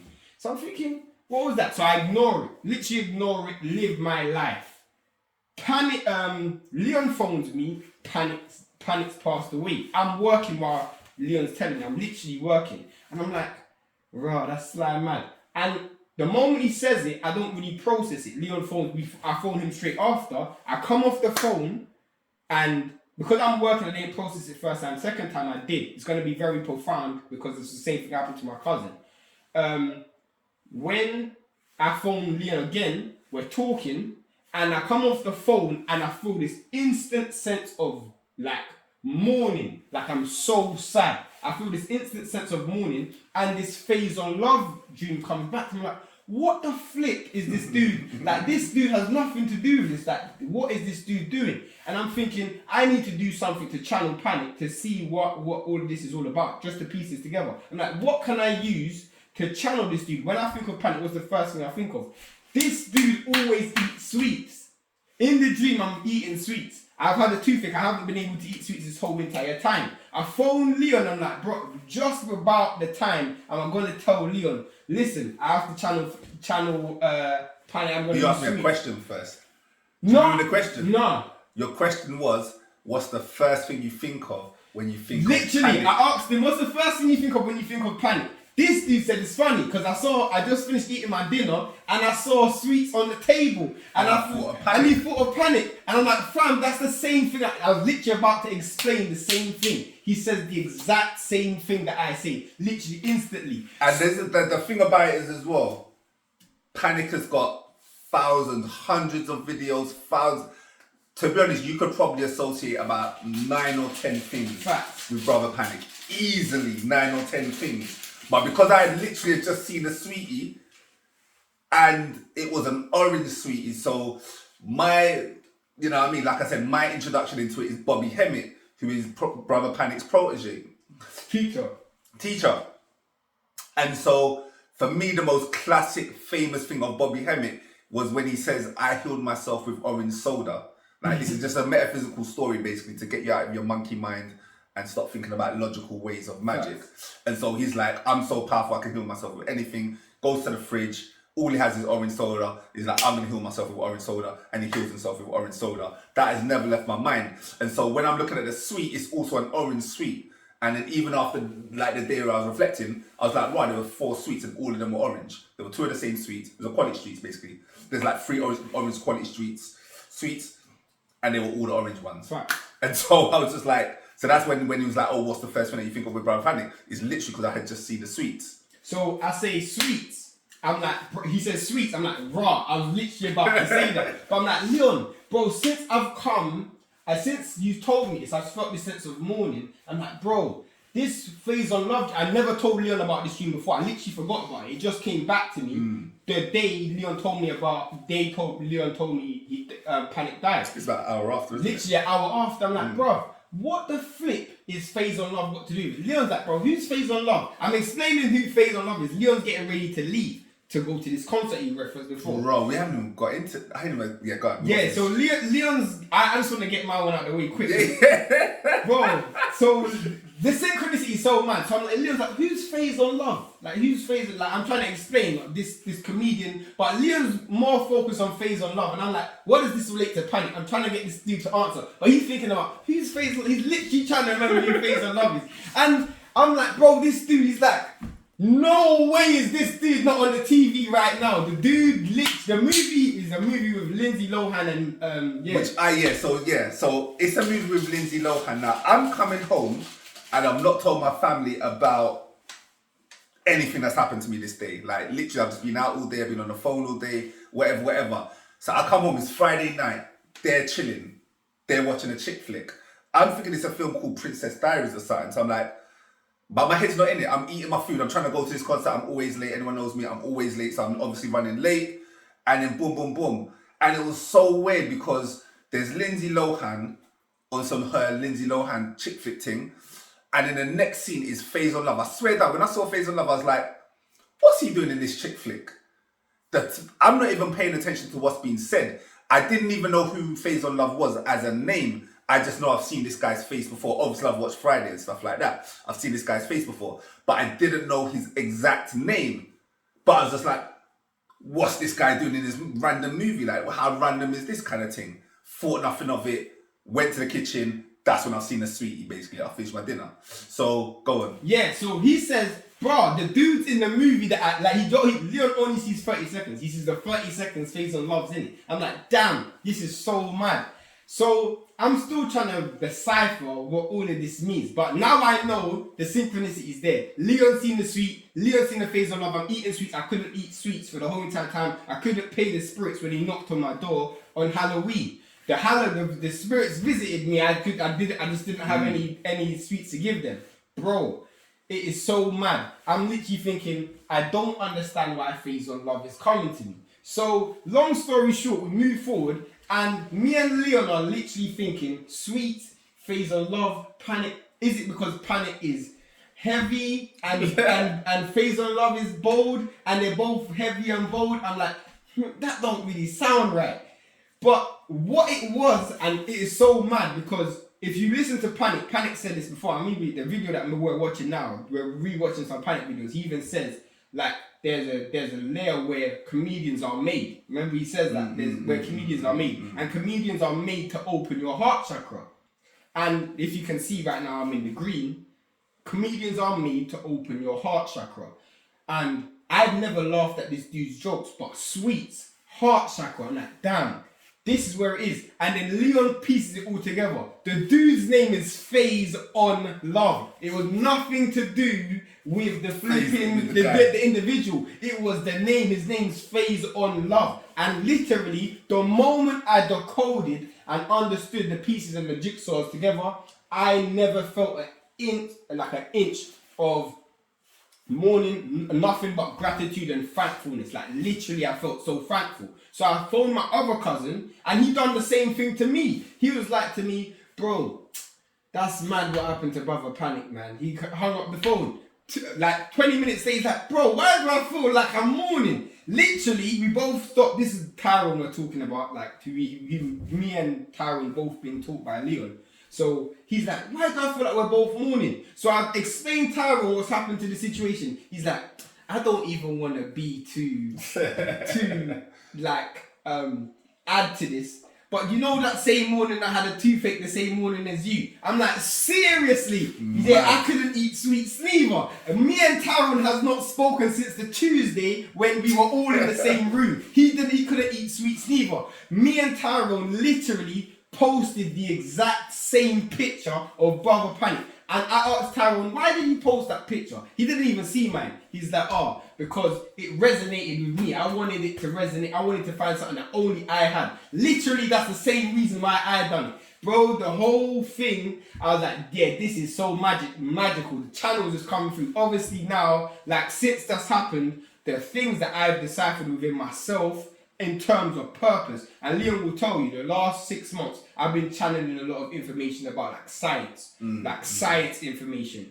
And this is all, like today, the day we're doing this, I sent Leon a voice note and I'm like, yeah, I know what I'm doing. I know what I have to do. You know what I'm saying? And all of this came from the energy of Brother Panic. Hence the reason why we got the pine cone, we got the sweets. And this is why I got the sweets here. Because this is how I just, like, the whole, I don't even know the libation for Panic and the memory, but definitely through that gateway and through that channel and through Leon's decoding, I was able to understand all of the things that was transpiring. And literally, there was so much synchronicities at that time. And so, that's his channel. Again, he's got his own path. The beauty of what I'm trying to explain today is that I'm my own hero. I'm the hero of my story. Shane is also the hero of his story. And when we come together and we stand in our divinity, magic happens. Facts. The thing about this film is Phase on Love is not a main character. He's only in a few scenes. The chance of me only watching 30 seconds of this video and seeing Phase on Love is less than 1%. It's less than 1%. I haven't seen Phase on Love in a movie for years. That's why I could barely remember. I don't have the best memories. I've said it a few times. But I have not seen this guy for years in anything. I don't even know what this movie is. I'm thinking this movie is called Princess Diaries. Come later to find out the film is called Just My Luck. You didn't? Yeah. Just My Luck. I told my missus this. And my missus is like, yeah, we were watching the film. I wasn't really watching it. It was more of a chick. It was more like teenager kind of chick flick. So my daughters were watching it. But she was like, in the movie, Lindsay Lohan is just like the luckiest person on earth. Anything she does is just like luck. Doors open for her. She falls. Something happens to her. Right. The film literally is about synchronicity. Facts. The film basically is a film full. The film is about synchronicity. That's all the film's about. And then at some point they switch to like the most unluckiest person and switching to one of them kind of like magical things. But basically, it's a film on synchronicity. And even on that day, I was like, oh, Princess Diaries. So I made no connection to it. I was like, oh, I think it's called Princess Diaries. I don't know. I'm pretty sure. But he's in a short scene. And he literally sees, and whilst we're doing this, he obviously sees the sweets. And all of this happens at the same time. And obviously, why it's so profound for me is, one, I love sweets. But for two, Leon was present and he tied it all together. You know what I'm saying? Like tying this all together, and it made so much sense. And since that gateway, since Panic passed away, obviously we don't actually personally know Panic, but the ripple effects of his energy and the fact that we were at that frequency to even draw from that energy as well is just like mad. So like that's my story. But then this is the same day. Remember, Leon's getting ready to go out to the party. So that's how this is happening all at the same time. Like literally at the same time, same day. So he's in a rush to go down and literally go from there. Boom. So my cousin Catherine, have you mentioned that? Yeah, our cousin. Yeah. Okay. Cool. So my whole point is, I find out Panic's died. Whilst I found out Panic's died, because doing some activities with my daughters, basically. Catherine sends me a message out of nowhere. Now, I've told Catherine that I'm going to Jar 9, I think from about a month ago. And I never knew that she had planned to go. She sends me a message saying, not only is she going to go, but she's interviewing Jar 9. Now, what was funny is that when Lavinia told me about Bounty Killer, I knew I was going Jar 9. In my mind, I was like, it'd be nice to meet Jar 9. It would be nice to meet Jar 9 tonight. Like, if I could get on a person. Do you know what I mean? I've just launched my business. It'd be nice to meet Jar 9. I don't know. I was just like, it would be nice to meet Jar 9. I haven't said that to nobody, but I remember thinking that when Lavinia spoke about Bounty Killer, basically I was like, oh, that would be amazing if I could do that as well. So then Catherine is basically like, she's kind of in the industry. She's like a YouTuber. She covers like reggae events and all that kind of stuff. And you know, she's doing really well. Wonderful. So she's like, yeah, I'm interviewing Jar 9. Or she's basically, yeah, she's gonna be interviewing Jar 9. So I'm like, raw, wow, what a synchronicity. On the same day that Bounty Killer, whatever. So I'm like, I'm getting high. I'm like, raw, panic style. So I'm like, I'm already working out all of these synchronicities. And I'm like, raw. And I'm now gonna, I'm so funny as well because Catherine said that she's interviewing Jar 9. She ain't mentioned nothing about me, you know. Ain't nothing about me. I think you're missing a part, no? Any numbers. The numbers. What numbers? The Bounty Killer's number. Yeah, no, we haven't done that bit yet. That's what I didn't even find that bit out until. Oh, fair enough. Yeah. I didn't find that bit out until later. But yeah, so anyway, whatever.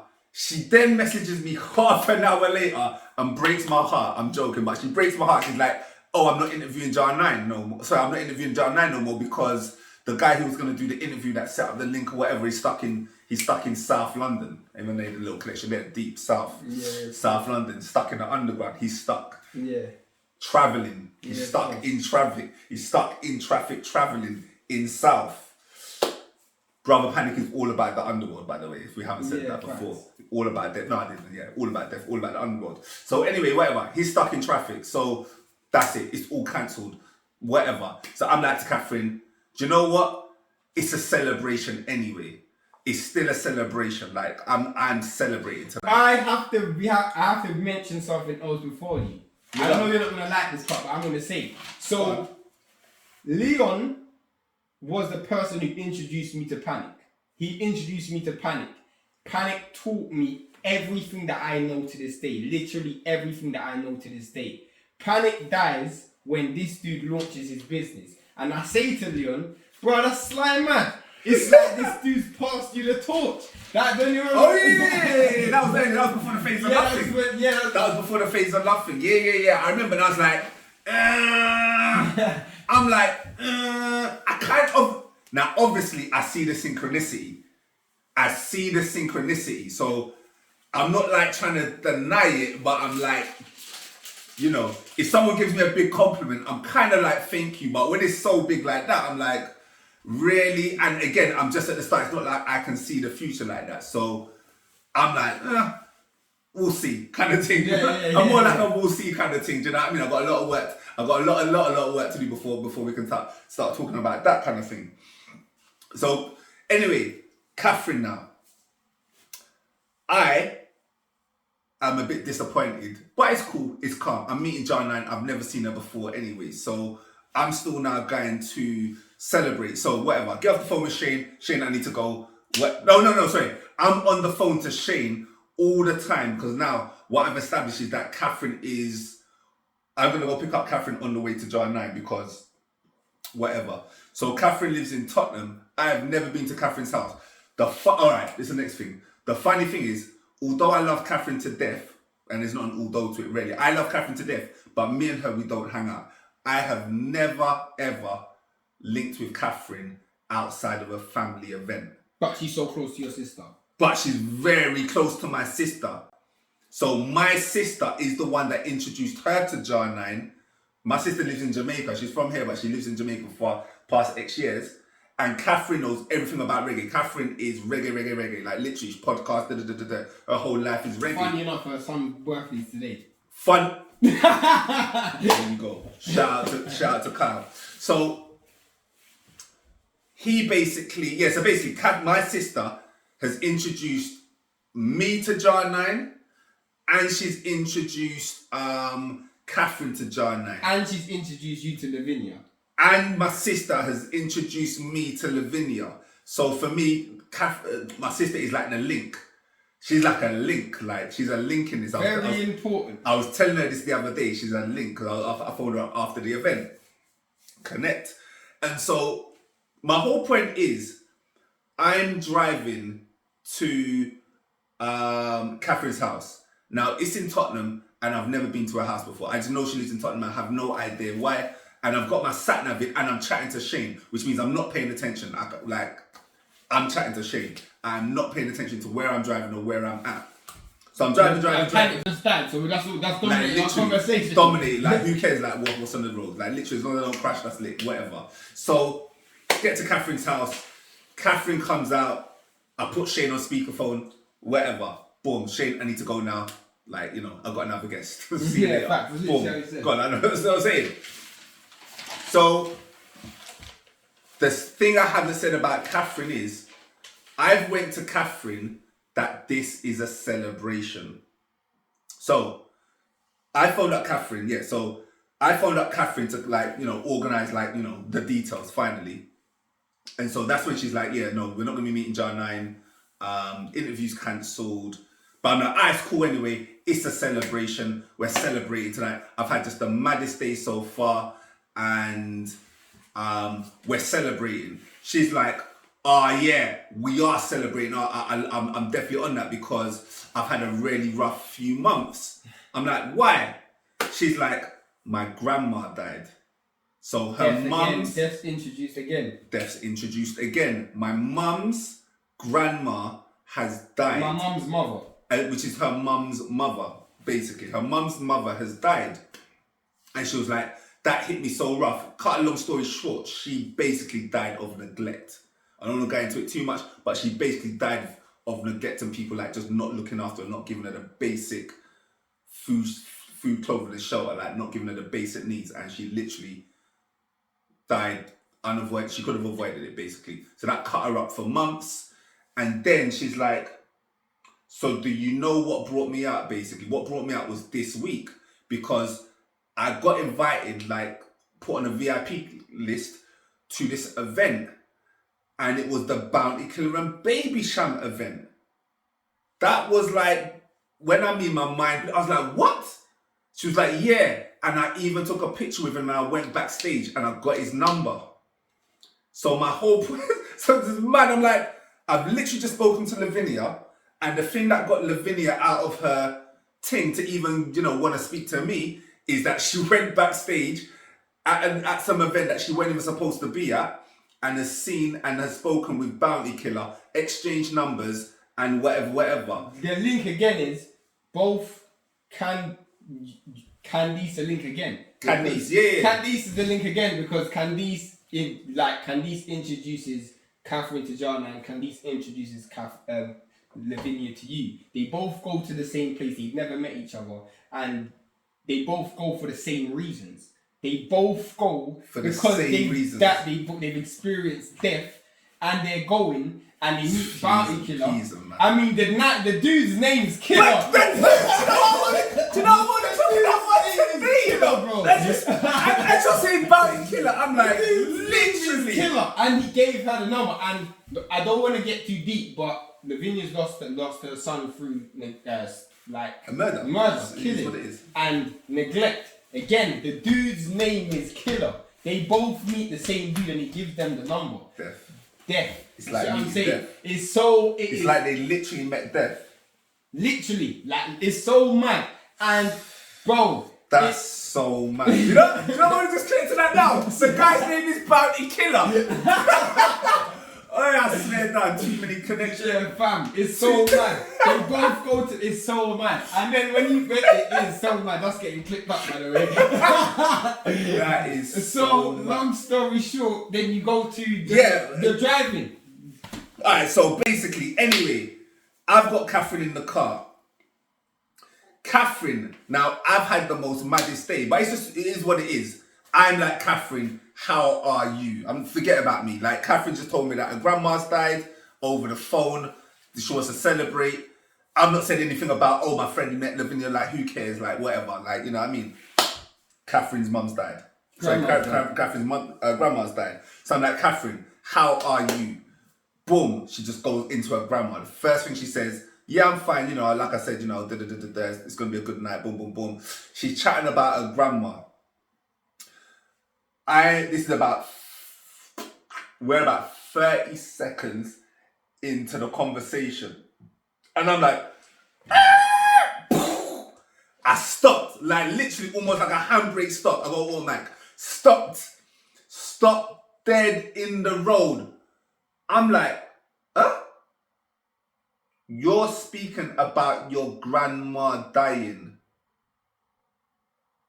And I'm outside my grandma's house. And why it's so peace? Me, Catherine, and Leon, we all have the same grandmother. But here's the connection again. It's Leon's mother's mother. It's Catherine's mother's mother. And I've known Leon for 25 years, and we never knew that our grandmothers were born on the same day, which is today. We never knew that. Our maternal grandmothers all connected just there. We never saw the synchronicity until that day. Literally, think about it. I've got off the phone with Shane. I've got Catherine in the car. Now, the key thing I want to say is that we only connected that our grandmothers had the same birthday because we were even chatting about grandmas. Because I was basically the day after the event. I've phoned up to Shane. I've told him about the mad day that I've had. And then I've told him about I've just now told him about the Catherine story. And I was like, it was mad because it's my grandma's birthday this month. So I'm like, it's my grandma's birthday this month. And he's like, what do you mean it's your grandma's birthday this month? It's my grandma's birthday next week. No, it was worse than that. This is Shane. The way things are going on, I wouldn't be surprised if your grandma's birthday is on the same day as mine. I swear down. Shane's like, I wouldn't be surprised. I'm like, when's your grandma's birthday? And he's thinking, your eyes, mama. Listen. November the 9th. I'm like, I swear my grandma's birthday. Bro, it was so mad, it made me question when my grandma's birthday was. I was like, nah, it can't be. You're trying to tell me for 20 years. Bro, I put down the phone to him instantly. I was like, I'm gone. Mum, when is your mum's birthday? When is grandma's birthday? It's today. She's like, November the 9th. What do you mean? What do you mean? What are you asking me for? Like, she's about to start cussing me out. What do you mean? I was like, Mum, you don't understand what's going on. I gotta go. I'm gonna phone you back, but I gotta go. Boom. But relaying it back to the story, her grandma has just passed away. He obviously, beginning of the conversation, I didn't even know Catherine lived there because I've been to Catherine's house before, but I think it's the new house that they live in now. But when you're saying that you're driving and she's explaining the story of her grandma and you're outside your grandmother's house, it is just so mad. And so basically, she lives on the longest road, but if you looked at the end of her road, that is my grandma's building. At the end of her road, and then you cross the road, is my grandma's building on either road. So yeah, it's a bit local, but yeah, if anyone knows like Tiverton, but like these are known areas. If you're from North London, you're gonna know Tiverton. You might know either road, but you're definitely gonna know Tiverton because, well, if you're into music and all that kind of stuff, you'll know about people that come out of that area. So anyway, whatever. My whole point is that she literally has been living next to my grandma's house all the time. She's like, oh yeah, I remember, you lot's family are from Tottenham, innit? Boom. I'm like, yeah, and obviously, so whatever. Boom, next connection, I'm like, Catherine, so you're part of the story as well. Like, by now, I've already realised, It was with the third person that I spoke to, the third female that I spoke to, that I was on a magical day. Because when I called out that she was going through trauma, that's when I knew I was on one. Because I was like, rah, nah, this day is mad. And it was so early. And it was so early. By the time I've called that out, it's only like 11 o'clock, maybe 12 o'clock. So I know I'm on a mad one. And I still got to see Jar 9. At all of this, I know I'm seeing Jar 9. So even if it was just those three things plus Jar 9, it's still a magical day. But with all of those events, I'm already, by the time I've met Catherine, I'm already at, this is the most eventful day I've ever had. I'm already there. With that phase on love thing, bro, that... No, but we didn't even piece the last bit together. I didn't want to take too much of your story. Yeah, got it. But remember, so my cousin, Tyrone, he watches the full Panic video. It's on his channel right now, Occult Lectures, of him crossing over. Funny enough, I have the notifications for that. So when there's a new video on his channel, I always get the notification. But I never opened it. I saw the video, I never opened it. But if I opened it, I would know Panic died. But it had to be you telling me. It has to be you telling me. You know what I'm saying? That was part of the journey. But Tyrone watches the whole thing, and me and Tyrone have a mutual cousin. But as I said, we all grew up as family. They say they're doing a crossover. Now, this is when I tied it all together. Someone who's around me every single day is the funniest person me and Leon know. He's the funniest person and Leon know. He's the funniest person. Remember I was saying Faison loves the comedian. This dude's the funniest person, and I always have him around me because no matter what mood I'm in, he'll always take me out of it because he's the funniest person I know. Funniest person I know. So I'm like, well, for me, Panic's talking about this phase on love. I can even break it down even further. Where like every gal I've ever drawn in my entire life has been in November. I don't even need to get into that. Like even a new gal I've drawn in has been in November. I don't even need to get into that. But more importantly, it's opening up your heart chakra, and comedy opening up your heart chakra. Panic's crossover, the day they celebrate his life, they say wear emerald green for the heart chakra, obviously. But who said to wear emerald green? Khadija. Oh, okay, that's Panic's wife. Because, bro, we're gonna get to that with the green team. Yeah, of course. I've got a couple of things I've been saving from you. A couple of connects I've made over the past couple of days. So she said wear emerald, and then at the end they say the 25th of November. The funniest person me and Leon know on Earth, by far. And it's always around me.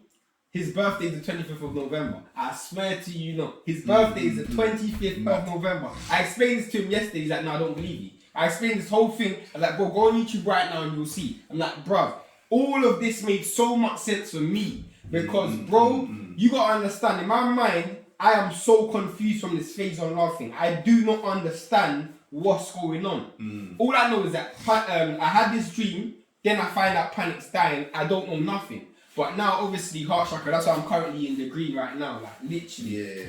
But that just tied in, but where we were now, in the story. So you go to the... Boom. So, we go Jar 9. Let's just cut a long story short. We go Jar 9. We are having the time of our lives. Like, I am celebrating, especially at the start. But then, like, towards the middle... I'm like just in awe, basically. I'm just in. Okay, cool. Yeah, I'm just in absolute awe because her regalness. That's her royalty. Like she's just like queen. Like you know when you see someone like Angela Bassett or something like that. Like they just exude that queenship, that royalty. And so at some point, I'm just like stopping. I'm just like looking. I'm just like, raw. Every word she's saying is just connected. She is so on point live. And she doesn't say much. This is the thing is, she doesn't say much. Her music, she speaks through her music so much. Anyone that knows Jar 9, just go listen to her music. If you're into reggae, you're going to like her. And so she's speaking through her music. She doesn't say much. The only thing she says is open your heart.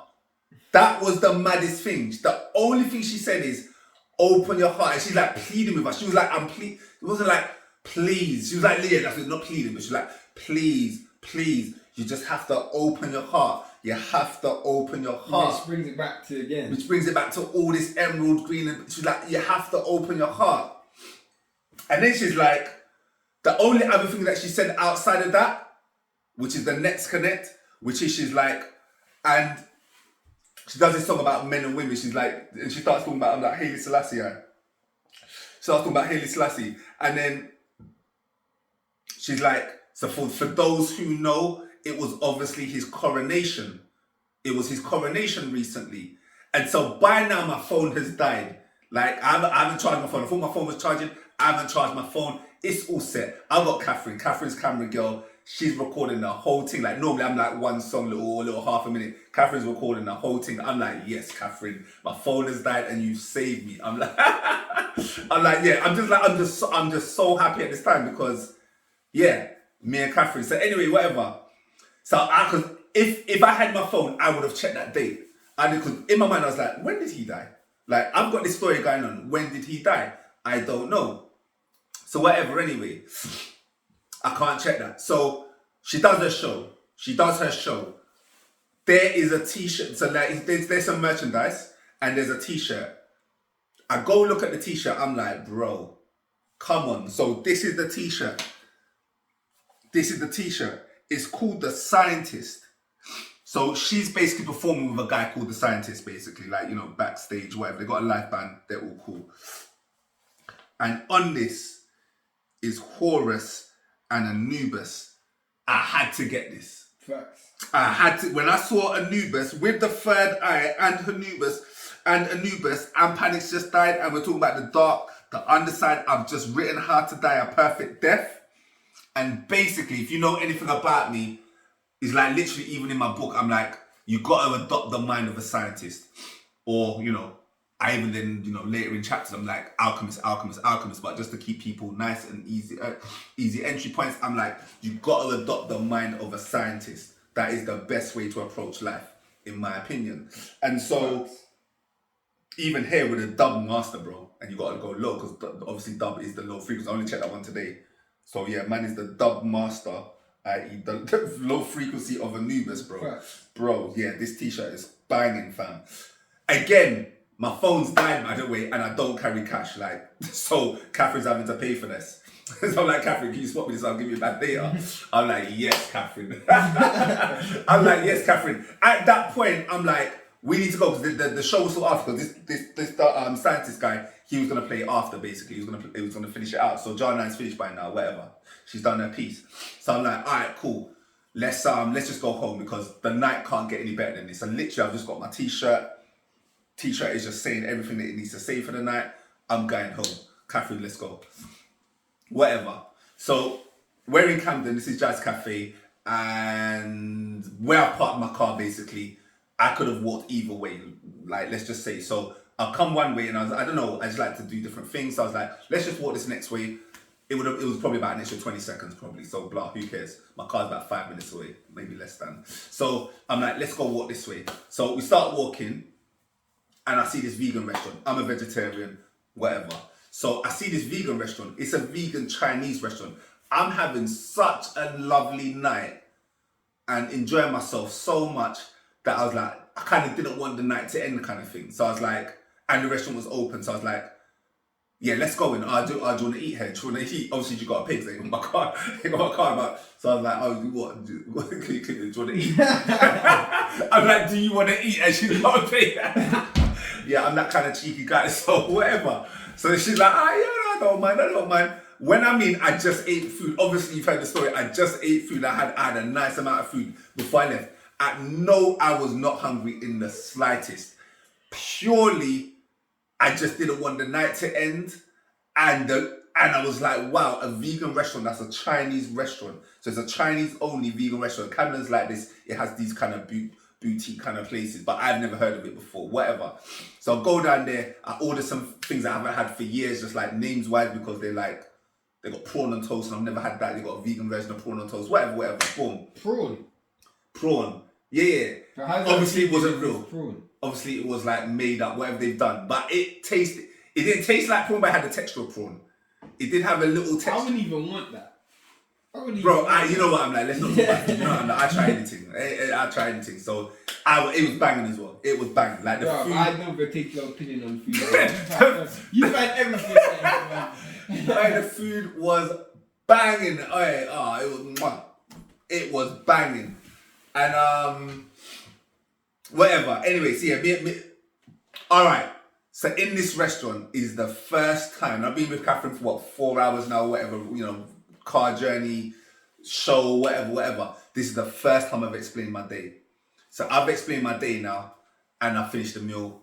Cool, we bounce. So we're like, all right, cool, come, home time, whatever, obviously, home time. Walk out, come out, walk out. So start walking, but 20 seconds into the journey, Catherine's like,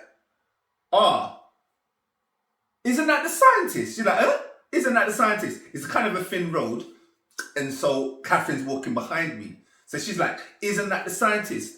And so I'm like, looking around. I'm like, huh? Where? Like, my missus knows I am blind as a bat. I'll point out there's this guy, it takes me forever to kind of synthesize my eyes to like what people are speaking about. So whatever. I finally catch my eye on the scientist. I'm like, oh yeah, that is the scientist. I swear down, I go, fuck, I'm looking this way, Catherine's there. I'm looking this way, scientist is right there. I'm like, boom. I'm like, oh, sorry. Oh my days! Oh my days! Obviously, I bumped into jar 9. I have literally, the scientist, bam, knocked over jar 9. I went, oh my days, knocked over jar. No, and you don't think I'm doing this no, I've knocked into her. Then I went back, my arms went boop. I went, oh my days, boom. I've slapped up Catherine's hand. Woof. I didn't know this, but there's a ring. All I know is I bumped into her, and I bumped back into Catherine, and all I know there's this ring that is just this silver ring that is just flown in the air. Woo! Boop! Lands in front of a car. Now, in my mind, I'm thinking this is jar 9's ring. I'm thinking, so I swear down, I'm like running in front of the road. I'm almost getting knocked over. I'm thinking the car's gonna stop. The car's not stopping. I couldn't believe it. I'm like, I thought the car saw me. I don't even know. To me, like literally, this has happened in seconds. I don't even know. I'm trying to get my hand over, and the car's still moving. I'm almost getting my hand knocked over by the car or whatever. Getting rolled over by the car, whatever. The car crushes the ring. I'm like, oh shit. I'm like, oh shit. I'm like, jar 9. I can't remember what I said. At this point, I've went into delirium. I know Shane is gonna upload the picture, so obviously we get a picture. But I just went jar 9. I just was like, you don't know, you don't understand the day that I've had. I've had the maddest day, and me just seeing you, it's game over. It is open. It is open. I don't even know what I'm saying, but basically in my mind, I'm thinking panic and batten, and that my thing that I'm doing is going to be like, it's like they've opened the portals. And you brought up even something even better earlier in this. It was like the stars were aligning to almost say, here you go, here's the road to walk. You know what I'm saying? I need you to see the ripple effects, because what you gotta understand is, and I guess I don't really want to be too much metaphysical in this, but I'll do it nonetheless. Yeah, no, go on. Let's just from the observer, you gotta remember that you're that centerpiece. If you actually pre, you actually don't move, in the sense that nothing actually happens to you. You observe the synchronicity. You know what I'm saying? You didn't have the dream. Your grandmother didn't die. Your son didn't put, like, none of these stuff actually happened to you. People have come to you with this. You know what I'm saying? Which is more powerful, because it's like, bruh, all of this has come to me. You know what I'm saying? Like, it's all come to me. You've drawn that. And you've decoded, you've solved the problem as you've gone along. You know what I'm saying? Yeah. And that's more profound than anything for me. Yeah, I would agree. It's like there's certain kind of decodes that happen where you will understand like a month later or 2 months later. You might be like, oh, that's why that happened, or a next dot kind of joins, and you're like, now I get it. Now I can see that one dot is now joined with this dot. But the craziest thing is, everything that was happening, I was decoding live. Instantly. And quite honestly, it wasn't difficult. It was so obvious. Now, everybody in this situation has come to him with a version of a problem. Every single person in this situation. Wherever, like, even if you track, like, from the beginning of your journey of being a teacher, everybody's come to you with a problem. Of course, it's natural anyway. I mean, that's natural. Of course, but it reaches apex on the... Everybody's reaches apex on the same day. It all reaches its peak on the same day. And Leon, as the observer, because he's not the person who's actually experiencing it, Leon as the observer is literally seeing point A and point B at the same time. Like there's a thing that I've been studying with Leon, which Leon was helping me decode before, which was the speed of light and mind. And obviously, like, we're talking about past and present. When you take yourself out of that physical shell, you're looking at past and present linear together. You're seeing it simultaneously. Leon is seeing these dots align at the same time. The moment or from the day he says that he's gonna launch his, from the day he presses go on his site, bang, all of this starts like bang, bang, bang, bang. It's just day after, like he's just seeing all the lineage connect. And I feel like we need to tie it. Obviously, when you summarize, we need to tie it in to what Lavinia says to you. Yeah. That's mad. So anyway, whatever. Meet John 9. Funny thing is, I do this days thing. I don't even know what I do, but basically I'm just like in awe. Like, so I've knocked John 9 for 6. I've knocked Catherine for 6. And then when I've knocked Catherine for 6, me and Catherine are just looking at each other like, because Catherine's into the synchronicity stuff. Like, Catherine is one of the people that, even though I've not been with her, when it comes to family events, there's always a time for me and Catherine where me and Catherine are going to chat. Like, you know what I mean? She's one of my people. So we're just looking at each other like, raw, like, whatever. And then so by the time I've looked back at Jar 9, there's another person that's just stood in the way. Not in the way, but like, you know, went to chat to Jar 9. Obviously, I'm not the only one that likes Jar 9. She's on the road. And so this person's like, oh my days, Jar 9, you're such a goddess. You're a queen, like the most superlatives of superlatives that you'll ever hear someone say about someone. Like, literally, this woman's like, you don't know what you've done for me. You've changed my life. Boom, boom, boom, boom, boom, boom, boom. And I'm just like, shaking my head like this. She, in her mid-conversation of listening to this woman's talking, she's like, stop looking at me. I ain't taking my picture, but she's like, stop looking at me. And I was like, oh, I didn't even say that. And I was just like, oh yeah, whatever. I can't remember what I said, but something. Obviously, she's saying it in jest, but like, yeah, it was just so funny. Yeah, this guy was just... We'll upload the picture. We'll definitely put up the picture, because you got to see my face. It tells the picture. It tells the story in my face. If you can read faces... Facts. And why it tells the picture is the story even more is because it comes down to what Lavinia says. Yeah, of course. And so, Jar 9 is wearing green. I didn't even realise. Yeah. Because you're saying about the emerald green thing. Because obviously he's made a connection after about the emerald green. But she also says, open your heart. You know what she's also saying, open your heart. And she's also wearing the greens. Like, she got a green jacket. And so this wasn't even her main costume, by the way. So it's not like open your heart and she's wearing green. And nah, like, this is just like a natural her just saying open your heart. She's wearing white when she's saying it. She's like white suit, basically. She's wearing a really like royal white suit. That's incredible. And so she's just got a jacket. It's UK. She's from Jamaica. It's cold. She's just got a winter jacket on, fat down to the ankles. And it's green. Basically, but dark green, basically. Rich. So... what was the other green that you saw? Yesterday, my wife's wearing green. My wife's wearing green, and then her client comes in, and then is like, "Oh wow, that green suits you so well." And they just start talking about green, and she's like, "Yeah, yes, yeah, we shine. I love emerald green." And this is a woman she's the only one that made a comment. Maybe remember I made that. I basically made a comment in my WhatsApp group that I've set up basically, and she was the only one that commented, and she left such a nice message. And she's such a nice lady. Like, you know, we'll do it. I'll definitely do a reading with her and all that kind of stuff. She wants one and all that kind of stuff, but you know, all in good time. And I was like, oh, you're into that green stuff as well, yeah? Alright, cool, noted. Do you know what I mean? I'm just like, okay, she's on that vibration. Like the funniest thing with me is like if you ever one of the chakras that the colours I always gravitate to, or the chakra is always like throat chakra, expression. Yeah. And it makes sense now because of what I said to you today. You know what I'm saying?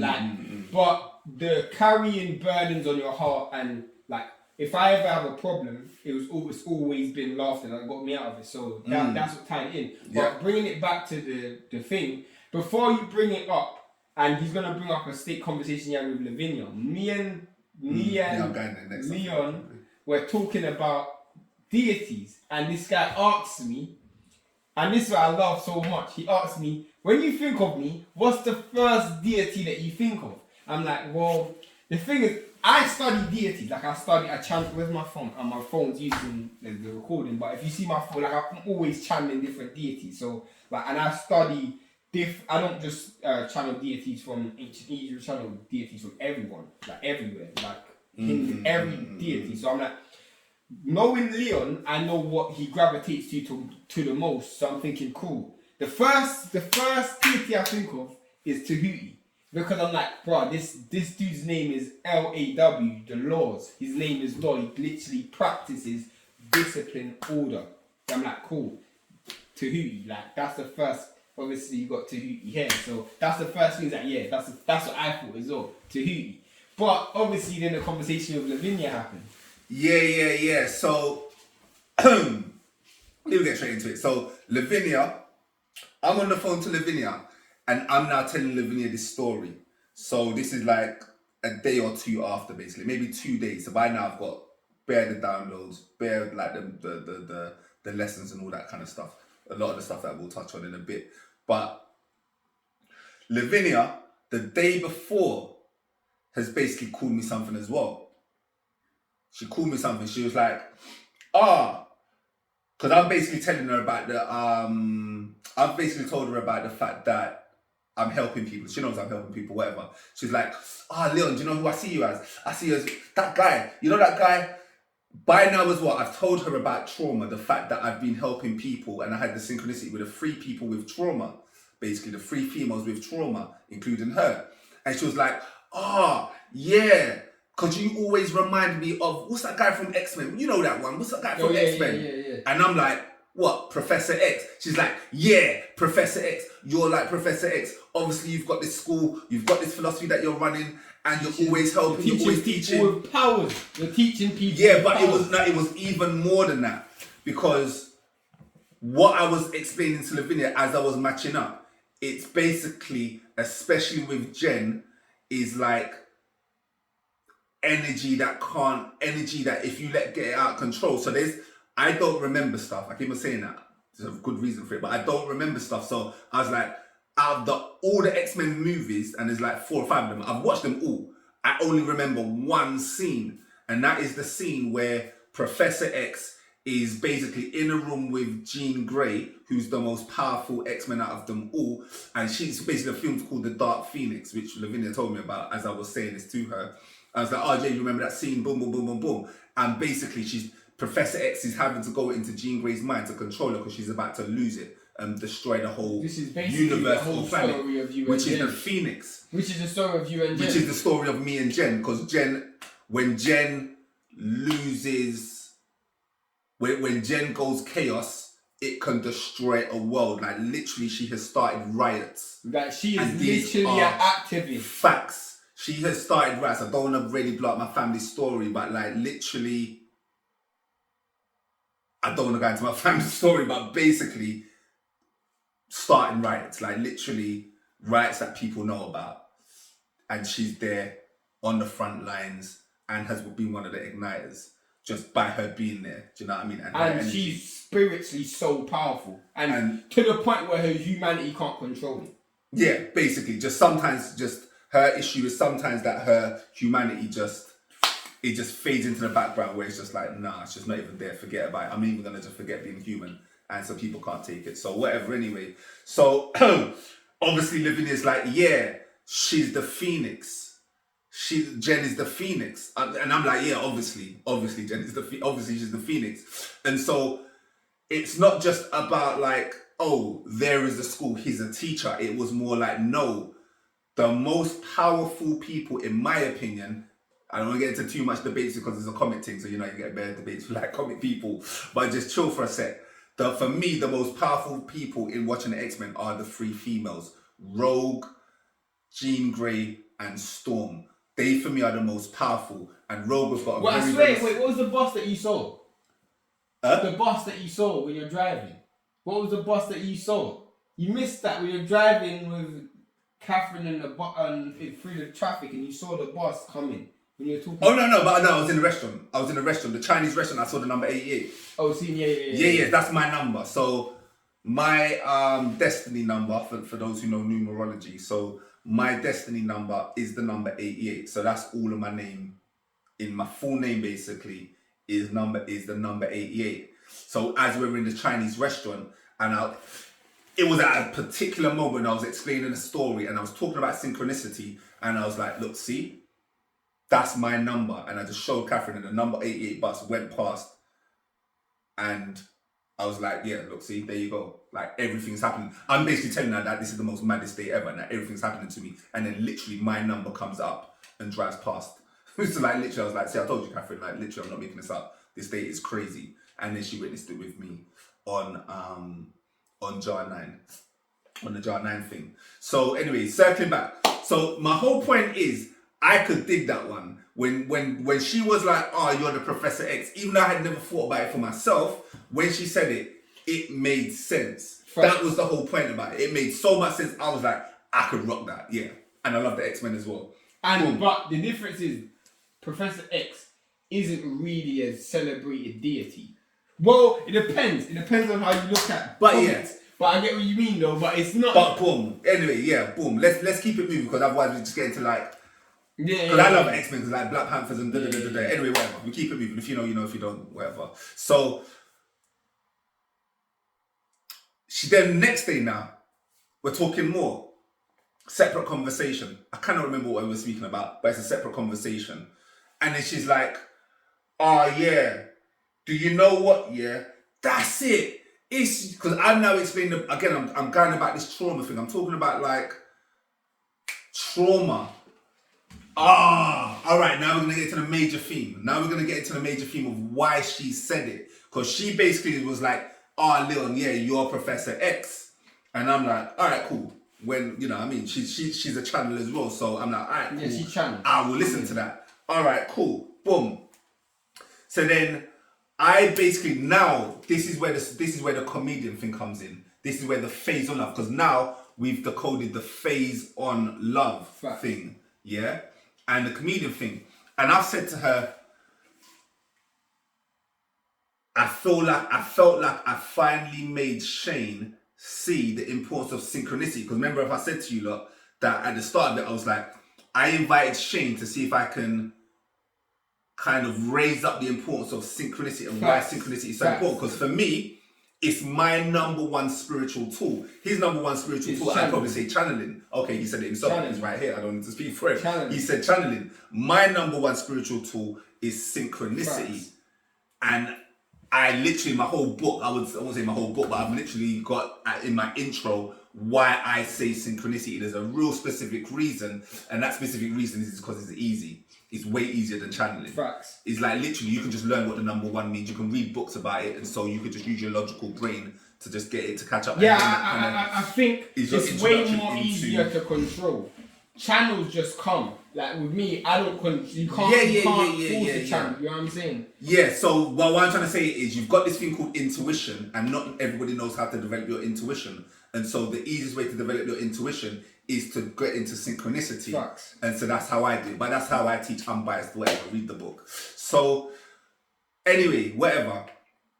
We've now connected up this whole comedy thing. And so I'm like, because I said to Shane that we didn't even have time to grieve. Because what I've realized now is that synchronicity has played a deeper role. I thought it was just about intuition and so on and so forth. And I've realized that synchronicity is one of the most powerful tools to pull you out of trauma. This is the deepest thing that I didn't know that. Oh, you didn't even know that until now? No. Oh, right. I thought okay, cool. Yeah, so again, I'm having conversations with people, so I thought I'd explain this one to you. So yeah, synchronicity is one of the deepest things to pull you out of trauma.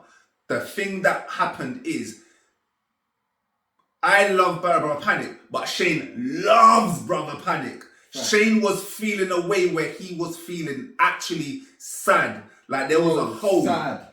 And my whole point with the synchronicity is... literally so sad. My whole point with the synchronicity is, because we saw the divine story of it happen so quick, there was no time within 25 to minutes. Within 25 minutes. I don't even think 25 minutes might be... It wasn't even 25 minutes, bro. It took me 5 minutes. My daughter's gymnastics is 7 minutes away. It weren't 25 minutes. It was like 10 minutes at max. Facts, until we had connected the dots. So I left, about 10 minutes at max.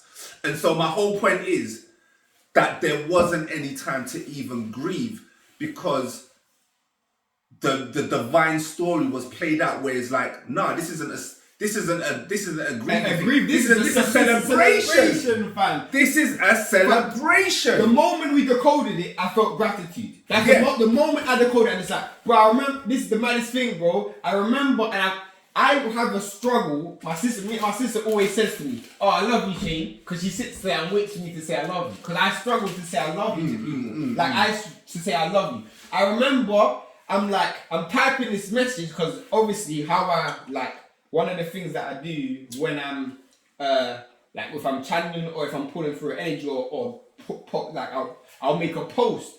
And it will almost take something that's in my mind and take it, make it physical, bring it out to life, manifestation. And I'm like, what am I gonna say about Brother Panic? And the first thing I said is, "Thank you, I love you." I never ever said I love you before. That's the first. That's what I'm saying. But it's a heart chakra, really. Like I was so much in my emotions, like I literally just shaped you. What did you say? I said, "Thank you, I love you." In the message, but I don't. What message? In the post that I made with Brother Panic. Oh, you actually made a post? Okay. Me and Tyrell make the same post, but we don't make it at the same time and we don't see each other's posts. Yeah, that's the one with the picture. That's the one with the picture. Okay, cool. So I'm like, your post. Literally. So I didn't, obviously at this time, as I said, I've never had the privilege to meet Brother Panic, but I even said the person I am today I wouldn't be. So literally it's like, bruh, I post that, but I read the post back and I never even saw the significance of it. On the t-shirt that Brother Panic's wearing, it says "Just Do It" on it. Which, anybody who knows me and metaphysics, bro, Liam will always tell you this. Bro, I will skip all the theory and go straight to the practical and do it. Straight away, I'll read a book. I ain't even got time to read all this. Just skip to the practicing. Let me just practice. And that's how, bro, I'll be like, I want to see astral travel. I'll skip all of this. Let's go to the practice. I was just, that's my, me and Karen are both like that. Let's just try. Whereas me, I'll read the theory and skip the exercise. I'll come back to the exercise later and I'll come back to it. So, we are where we are. So, anyway, I'm basically saying, because, alright, basically, I was feeling a weight. There was one time about a couple of months ago. So Lavinia's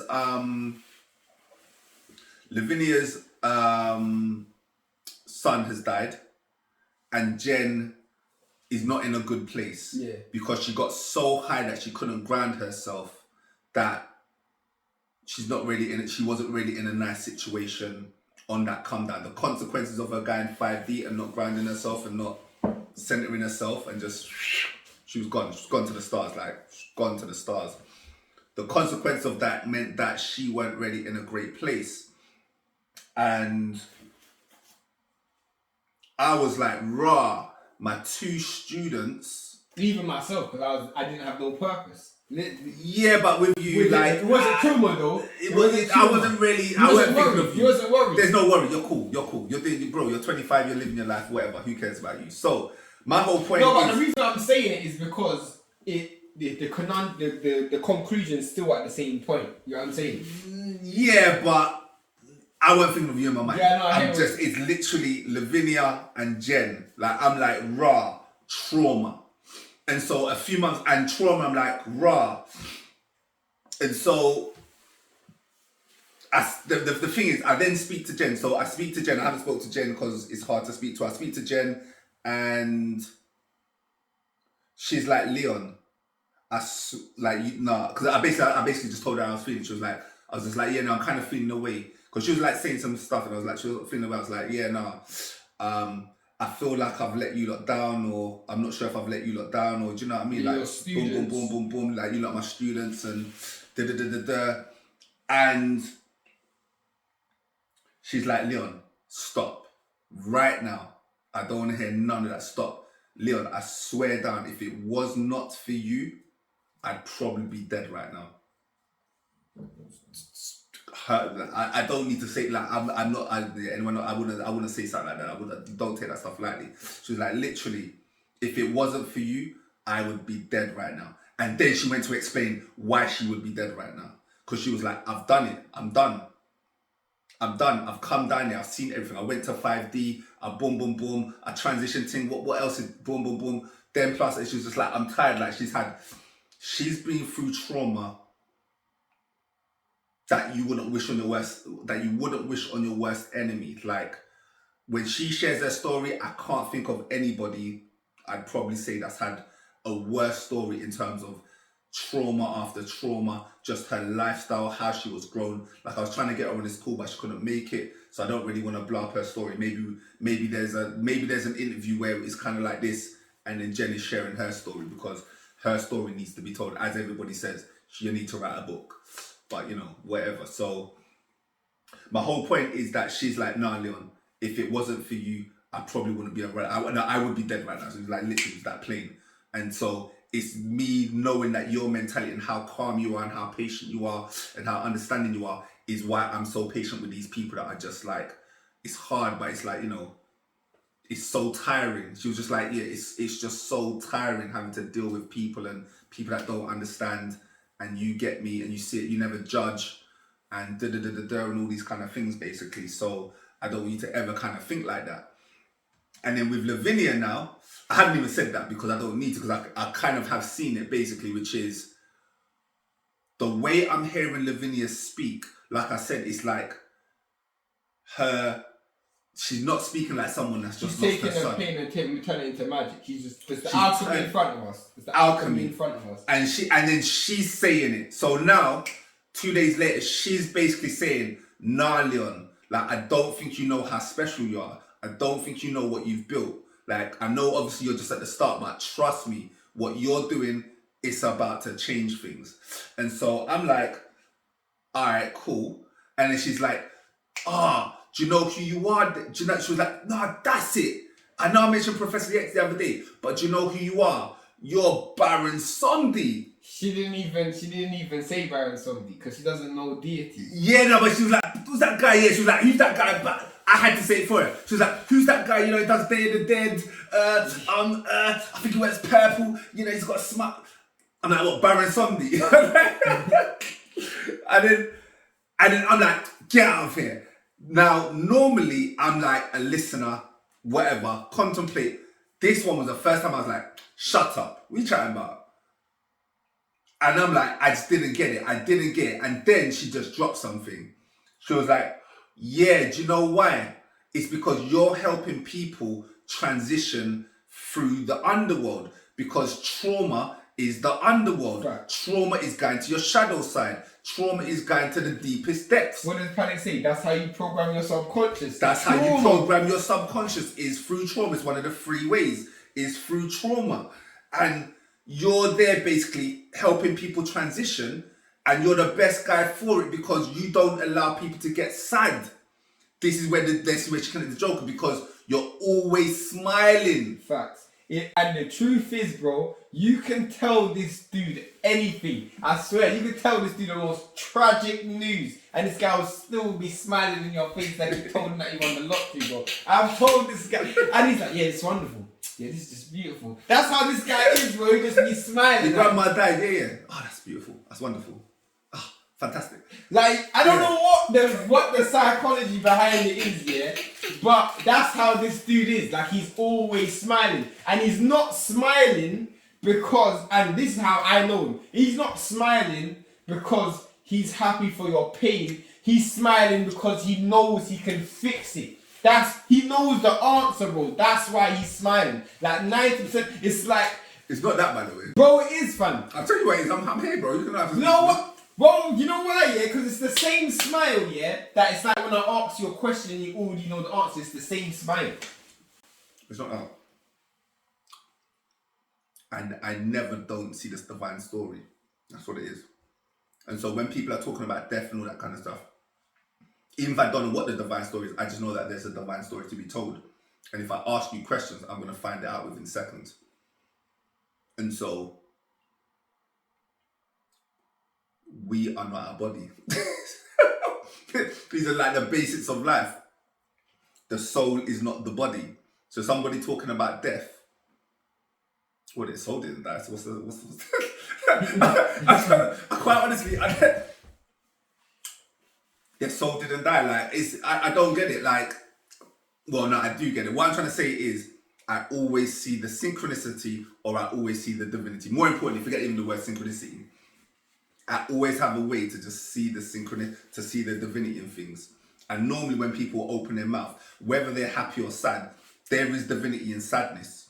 There is divinity in trauma. That is part of your hero's journey. That is just a stage that you're at. And so,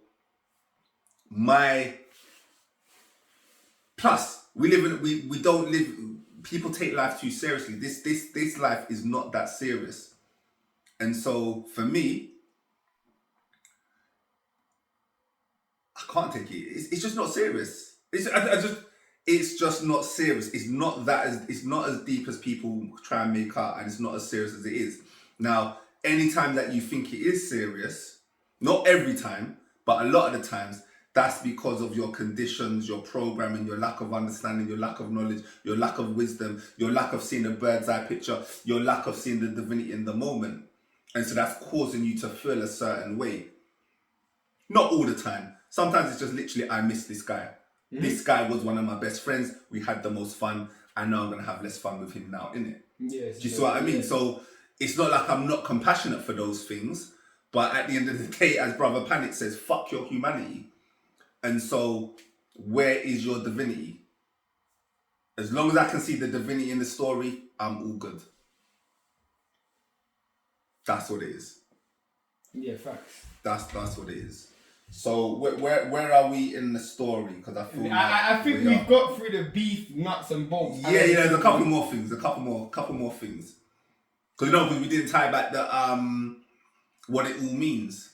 Okay, yeah. So we've kind of so we went through the story now. Now we're kind of like going days after. Obviously, we've spoken about the grandma's things and all that kind of stuff. So when I got home that night on the Jar 9 concert, I then went to find out. Oh, damn, yeah. No, it's a big one. Yeah, That's a biggie. I finally switched my phone on now, or I've switched my phone on in the car, whatever. But I've got home, I'm chilling, and boom. When is Haile Selassie's coronation? It's obviously November the 2nd, the day that Brother Panic passed. So I'm talking about that this is a celebration. My guy Shane's just incredibly talking about the baton being passed, even though I did start the business on Halloween, New Year's Eve, on the day that, on the most auspicious day for spirits, if you know what that is. And we couldn't pay these spirits no sweets, brother. Couldn't pay these spirits no sweets. Do you know what I mean? It's like Panic just took all the sweets in the spirit realm. Literally, man. Literally. He's been hoarding. Been hoarding. So, facts. So do you know what I mean? So it's like I've got my own journey. The thing that people have to realize is we're not talking about even people at this point. We're talking about archetypes. We're talking about energy. It's not necessarily that I am taking Brother Panic specific energy. One of the things that Shane and I always bring a point on is everything is about, well, I won't say everything, but a lot of what you're here for is to raise your power. So when they're saying like high vibrations, is what is your band? How high can you raise your vibrations? Basically, how powerful you are. Facts. And so Brother Panic built himself up to a point where he's so powerful that his effects goes into many I can imagine ripples. so many people who knew Brother Panic probably had their ripples. You know what I'm saying? Yeah. We're not the only ones. We're not the only ones. Special. Like, there's Don't nothing think that we're special. special. There's nothing special. Like, but Brother Panic raised his vibration so much that we felt the ripple effects. And I'm so glad you brought up when you brought up the archetypes. You got to understand that spirit is your spirit, your personality is how you express this energy. Don't get your expression and your vibration too different, confused. Like both panic is a teacher. He's a teacher. He's here to raise, or he was here to raise your vibration. He's still here to raise your vibration. This dude's got hours and hours worth of content to raise your vibrations. Leon's doing the same thing, raise your vibrations. The characteristic of panic is not the same. I'm saying in the sense that the reason why I would say it's a baton pass, because for me personally, I'm not talking, it doesn't really matter about like the wider scale. I don't know people's personalities enough. But the reason for why for me it's a baton pass is because when Panic taught me, like I studied literally so many videos as much as I could, the books literally like as much as I could. Within the last 6 months, all I've been studying is real science, like physical science. That's what Leon teaches. And I'm not saying I've graduated from one class to gone to another. I'm saying Leon's more advanced than Panic. I'll never ever say that. What I'm saying is, it's like Panic said his message. Panic has said his message. He can't say it anymore. You see what I'm saying? He can't say it anymore. Leon has not said his message. So for me, as I said, Leon left me when I found Brother Panic. He wasn't ready to teach at that time. He is now ready to teach, and it was just so profound that it's like, as I lost one teacher, and Leon's been my teacher my whole life, the other teacher presented itself. You know what I'm saying? And that's the Passover for me. And that's all of them answers, all of those channels that I had within the last 6 months. It all makes sense now because it was all about what Leon's teaching, and it concluded with Leon teaching synchronicity. You know what I'm saying? The powers of synchronicity, which I would have never even been interested at the beginning of the journey unless I physically experienced it. You know what I'm saying? So it isn't a matter of one person being more powerful than the other. It's just the fact that to me, Panic has said everything he can say to me. What more can he say? Like, there's nothing more. You know what I'm saying? He couldn't even say anymore. So if anyone knows Panic's journey, for the last year, he's one, doing way less videos, and two, any videos he does is kind of like beginner. It's almost like he's just repeated the cycle. So he's doing like beginner videos, like what is your ego? What is a shadow? Oh, videos how of to like channel music. spirit. And then half the other videos is literally him just having fun, chatting for music for 8 hours and just talking about his hip hop. So this guy grew up in hip hop, New York scene, he was all over it, whatever. He's actually in the mix. And so he's just had an 8-hour video on his history of what he's seen in the music industry as he's growing up being a producer around Marley Marl and, you know, whatever stories he's got. So he's kind of done. Like he said it, like they do the most profound video, and the reason how I know it's profound to Leon is because Leon changed his screensaver, your display picture to the Northern Lights after before. That was Panic's channel when he spoke about the heart chakra. And 21 hours. Like literally. And again, the heart chakra, again, he's talking about love. He's talking about how to die and not come back. This is what, but he gave you the answers. You know what I'm saying? There was nothing else for this guy to give. And yeah, I mean, even with that story, it's like, I don't just listen to Brother Panic. I listen to way more people than just Brother Panic. I only listen to Brother Panic. So I'm way more diverse in my schools of thought. And there's this next guy that I listen to called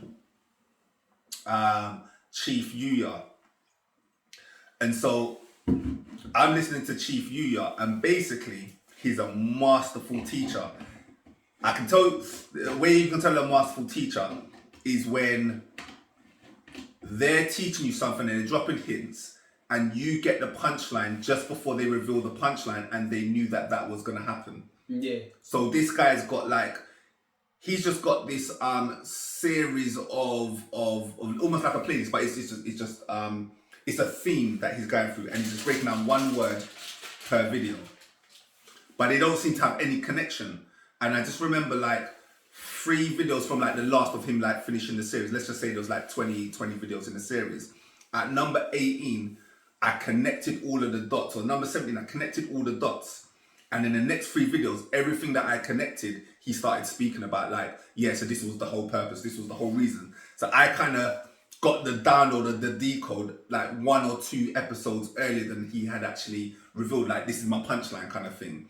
And the stuff that he was speaking about is why I wouldn't say I kind of moved away from Brother Panic, but I was like, it's all about the love. This was before he even done the dying and don't come back. That's the thing about me, is that I've realized like I'm like certain things, like I'm 1 or 2 years ahead of the curve with certain things. Like I don't want to go into it too much, but like, let's just say I was living the COVID lifestyle before COVID even happened, about a year before, because I had made a transition. So when COVID happened, it was like, it didn't affect me whatsoever, because my lifestyle had just completely switched to access or to living that lifestyle comfortably kind of thing. So that's like one example. But it's like, he's got teachings, he said everything he needs to say. It's like, stop. That's what it seems so similar to Chief UR as well. He just stopped. Like, it was only like the other day he started posting again after about being 2 years out. Like once you say certain things, so I've got this whole teaching on synchronicity. I would mainly say the theme is synchronicity. And the readings. Yeah, but the readings but the readings are still syncretic in its approach and nature. So, for example, my readings have got like 16 different divination systems, and I've made them cohesive and I've synchronized them, and nobody's ever done this before. I've never seen anything close to this, and when I come out, it's just going to be like raw. But it's going to be too much for most people, quite honestly. That's just the way it is. But it's not quantity, it's quality. So someone like Jen, who's not technical, she took like 5 bits out of the 100 bits of information I could have given her. She took 5 bits and she just revolutionized. She's gone. She's gone. Just from these 5 bits, she was like, that's enough. I don't need no more, Leon. See you later. Me gone. Boom. She's gone. She's gone. So she's gone.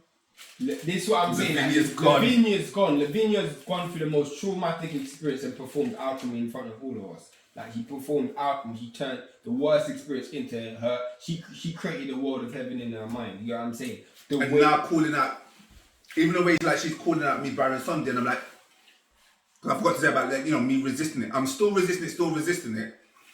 I refuse for you to resist it, though. And then that Saturday, so we forgot about the next day. I phone. I'm like, so that was it. The next day I phone and I'm like, this all started with Jen. I go to phone. I have not phoned Jen because she's always phoning me. Yeah, I've got that one. Yeah. So Jen's always phoning me. I go to phone Jen. My first time in months I'm phoning Jen. Jen, she actually answered her phone. She answered her phone. Jen, where are you? Raw, no way, no joke. She don't live nowhere near me like in real life. For some reason, Jen is 5 to 10 minutes away from me and I'm driving in her direction. I'm just like, raw. Of course you are. Of course you are. Of course you're there. Go meet Jen. Jen is like at some animal feeding zoo basically in my area where I'm from. And Jen's there. Gives me a hug. She's obviously in the green jackets. Practically the same jacket as Jar 9 actually, as I'm now come to reflect. It's just basically the same jacket as Jar 9, green, dark green. Long to the ankles. I'm in this place loud. Anyway, whatever. It's a feeding zoo, it's like a charity, CIC, whatever. And my daughters are there with me. And I'm joking with them about holding animals and like, no, they're not really into that stuff. I'm not really into animals too much. Jen is into animals. That's one of her bags. So I challenged my daughter. I'm like, if you hold an animal, I was, my daughter was like, if you hold one, I'll hold one. My daughter's like, do you know what? About 5-10 minutes later, after her saying no chance, she's like, I think I want to hold a snake. I'm like, raw, is that what you got? She goes, holds, anyway, whatever, long story short, goes, holds the snake. She's holding the snake. I'm so proud. She's got the snake round her neck. I'm like, raw. I've not told her to hold a snake, by the way. She's went for the snake, out of all the animals. They had like parrots, they had mouses, they had guinea pigs, they had rabbits, like all these cute, cuddly things. For some reason, she's like, I'm gonna hold a snake. My daughter conquering fears. But it's more than mad. Obviously, yeah. There's so then, snake in it. And then I'm like, yeah, boom. All right, cool. So I then do the snake, like big. I'm feeling so done. Like I'm like, what? I just met Jen. I've just had this day. Boom, boom, boom. I'm conquering everything. I go hold the snake. My whole point is that I'm resisting the Baron Sondi thing, and then when Baron Sondi's come up, I've just put him in Google Images. I've not even really clicked on nothing. I've just put him in Google Images. I've not done any work for like days because I'm going through this whole thing, chatting to people and explaining my story, whatever, trying to connect dots. I get on my laptop and I remember the first picture I see on my laptop is a picture of Baron Sondi with a snake around his neck. I'm like, raw. I'm like, raw. But the truth is what, like for me, once I decoded, and you gotta understand, like, if you understand like channels and spirits, like, the truth is, this is every human being. Like when we're talking about these deities aren't like actual physical things. They're energies that you channel, they're energies that you embody. You embody these energies, you know what I'm saying? So obviously this is something that Leon did in the code, someone who does channel sorry. But the moment I heard it, I was like, yeah, that's 100% you, bro. That's 100%, because I knew it from a different reason, because your story of obviously wanting to know death is the same thing of mine. And my questions have always been surrounded about that dying and death, and I've always asked you about that. You know what I'm saying? So for me, I've always understood that, and just bringing it like full circle and obviously tying it back in together. All of these events take place. Obviously, you got your students who's part of it, but I want to ask you after everything, like. How mentally, obviously you're going to feel a certain level of power, but how mentally do you process this and move forward? Because that's the hardest part. Because a lot's happened within a short space of time. That's the easiest part. You think that's the easiest part? That's the easiest part. Yeah. So, what I take most from the story is the doorway is open for me. Like, my coronation has happened. That for me is my coronation. Me finding out about Jah Rastafari, Jah 9. Also, let's just connect a couple more dots. Jah 9. I'm going to meet Jah 9. I literally bump into Jah 9. His grandma's birthday is on the 9th. My grandma's birthday is on the 9th. I've just met Janine. I didn't even know that was a real name until today. Neen 9. Jah 9. You know numerology and the study of 9. And so we got the 9. 9 is the most divine number. So divine that in Chaldean numerology, they don't even want to use it because it's too sacred. And so, yeah. Let's just leave that one. Boom. So we've got the Jah 9. So we've got the coronation of the 9. That's completion. Which is today as well, November. Tonight, that's why today had to be the thing. Because I'm looking in the diary, I'm like, well, the 9th is literally in a couple of days. Obviously, that's how we were even talking about, birthdays and so on and so forth. And so, what I'm trying to say is, when you're working in spirit, when you're working in divine, things are easy, or things are at the very least easier.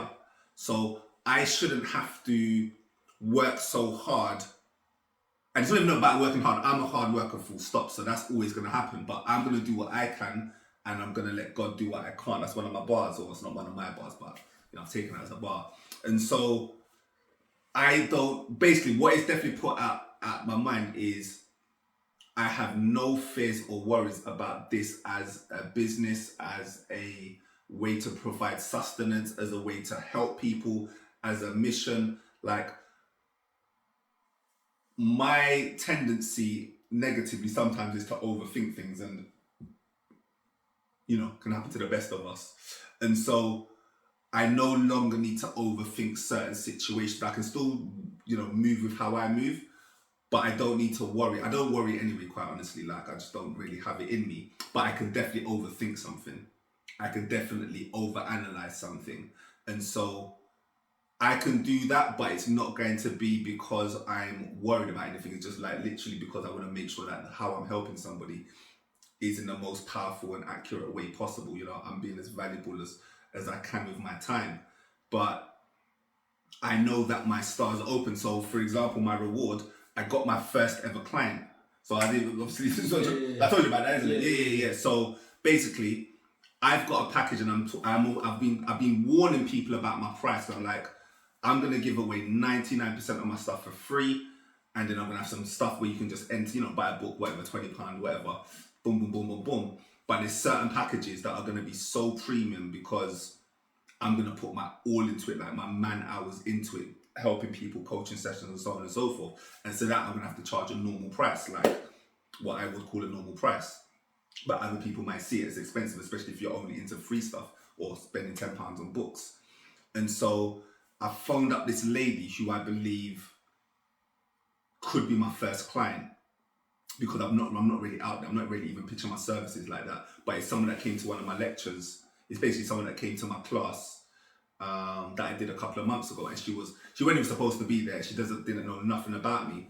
And so again, I'm always thinking in case studies. So the reason why I thought that she would be a great client is because she doesn't really know nothing about anything I'm speaking about. And so if I could take someone from on that kind of level and then transform their life, that for me is a great story again. So I've told her this, and I've said some more things. I wasn't even trying to sell to her. I was just kind of giving her updates. I've not spoken to her since that event and one follow-up conversation after. And she's basically said, yeah, I would love to be a part of your journey. Sign me up. At full price, no questions asked. I didn't even say what the price was. I was like, do you remember what the price was? She was like, yeah, kind of. I remember it was like, boom, boom, boom, boom, boom. I was like, yeah, nice, still that. And she was like, yeah, sign me up. Yeah, cool. Let's go. Let's do it. Do you know what I mean? So this was a day after, well, this is 2 days after. And that day before was literally just me decoding and downloading or whatever. And the next day was like, okay, cool. Like, what can I do? Like, I'm just like, nothing's out. I think my family's out or something like that. So I was like, what to do? Let me just phone her and see what she's saying. I'm on such a high. And so for me, that's like the reward. Yeah, that's a reward. Do you see what I mean? So I've got the coronation, and then now I've got the reward. So I'm not even out yet. I'm pre. I think there's multiple layers to the reward though. Yeah. Because on a spiritual level, we're talking about like channels and spirits, yeah? On a spiritual level, for me, if I was you, I would be looking at it like, bruv, obviously you know this is what you were supposed to do and what you came here to do, but the universe is showing you, bro, this is what you came here to do. Yeah, that's what I said. Yeah, I said that already. No, you not said that, bro. That's what I said. I said the doors are open. No, but no. I said the doors are open. I literally was like, the doors are open. The doors are open. I've been coronated. What more do you want? The doors are open, yeah. But it's almost like the universe is celebrating that you're doing this, bro. You know what I'm saying? It's like the universe. It's like, of course, bro. I said that. I said the coronation. What is a coronation? There's nothing more celebratory than a coronation. No, but I'm more thinking that you're talking about on a physical level, like. Nah, bro, come on. Because of the reason I'm saying no physical is because the people around you have felt the ripple effects. You know what I'm saying? I more mean like, bruv. Cosmically, but yeah, no, okay, cool. So maybe I didn't clarify, but my grandma is no longer here physically. So when I'm seeing Jar 9, Jar Rastafari, Haile Selassie is no longer here Now it's physically. Brother Panic is no longer here physically. And so really, if we're talking about the people I could look up to, like my grandma, you know, I love her and like looked up to her. And so my whole point is, and also as well, my grandma was was my strongest ever channel. Like my grandma came in my dream once. Yeah, she was the strongest ever channel. And if anyone knows about channels, you always channel your family first. Yeah, so she was my first ever channel when, you know what I mean? Like I'm speaking to my grandma in my dream and like, but it's not a dream, like it's just not a dream. So that's my first ever one. And so it's my grandma as well. Anyway, that was the gateway to that kind of showed me that kind of stuff. So I know that this is obviously something written in the stars. I was saying the stars aligned. I'm even saying things like the stars have aligned. The stars have aligned, the portals are open, and the coronation is begun. You're not like... So maybe I never said them. Yeah, no, but the deep, when I'm deep in it, yeah, like when I'm deep in it, yeah, like I'm praying, it's like, raw, like, you have to be a real power. Obviously, I'm not saying this because I'm not trying to blow your own trumpet in it, but like, you have to be a real... Well, you have to have a real powerful purpose. So you have to be a real powerful person. And I guess I'm just saying... Yeah, no, like, I mean, I don't need to... My brain don't work like that. My brain works like I have put everything into this. Like, everything into this. Like, the ratio of my mind when it comes to the mundane versus the mystic. Can I ask you a question? And this is me being genuinely honest. Because of that day and the synchronicities of everything happening, and this is just being genuinely honest, would you say then it doesn't even matter what manifests moving forward? Like you all moving forward, like from this day onwards, like I'm gonna live my life anyway. Yeah. I'm gonna live my life anyway, and this is the path that I'm going to walk. It doesn't matter about anything outside of that because I know what I'm supposed to be doing. There you go. So yes, 100%. That's what I was trying to say. I'm gonna do what I can, which is me going at 100% for this. No questions, no doubt, no nothing. And I'm gonna let God do what I can't. And so I don't need to worry about the God part because that will take care of itself. I'm gonna do what I'm gonna do, and that will take care of itself to a degree because I'm a hard worker, I'm on my deen, and I don't stop. Do you know what I mean? Like the plans that I've got are so big and so massive. I ain't even got time to take a break. Do you see what I mean? Like I'm just starting. So for me, I love the unfoldment of life. I love the not knowing. I know there's people that do like vision boards and want to manifest everything to like the degree and so on and so forth. The way I kind of focus is on my power and my magnetism, which is I just need to focus on making myself as powerful as possible and putting myself in positions where I'm open to receive. And then we'll see what happens. As long as I'm equipped with the armor that I've built for myself, for the divine people, ancestors and so on and so forth are looking out for me, then they're gonna do what they're gonna do. But I gotta put myself in those positions so they can help me. Do you see what I mean? So I don't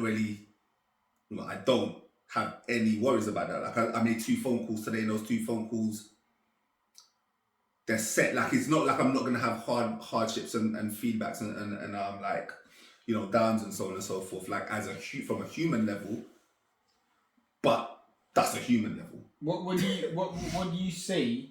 Okay, yourself. Like, what do you say to anyone who watches this or anyone who's reached this stage, and like, I would even say considering your course or considering your thing. I would even say that. But what would you say, like, to them if they watch the whole thing and they feel like they want some form of spiritual enlightenment or upliftment? What would I say to somebody that's looking for spiritual upliftment and enlightenment? Yeah.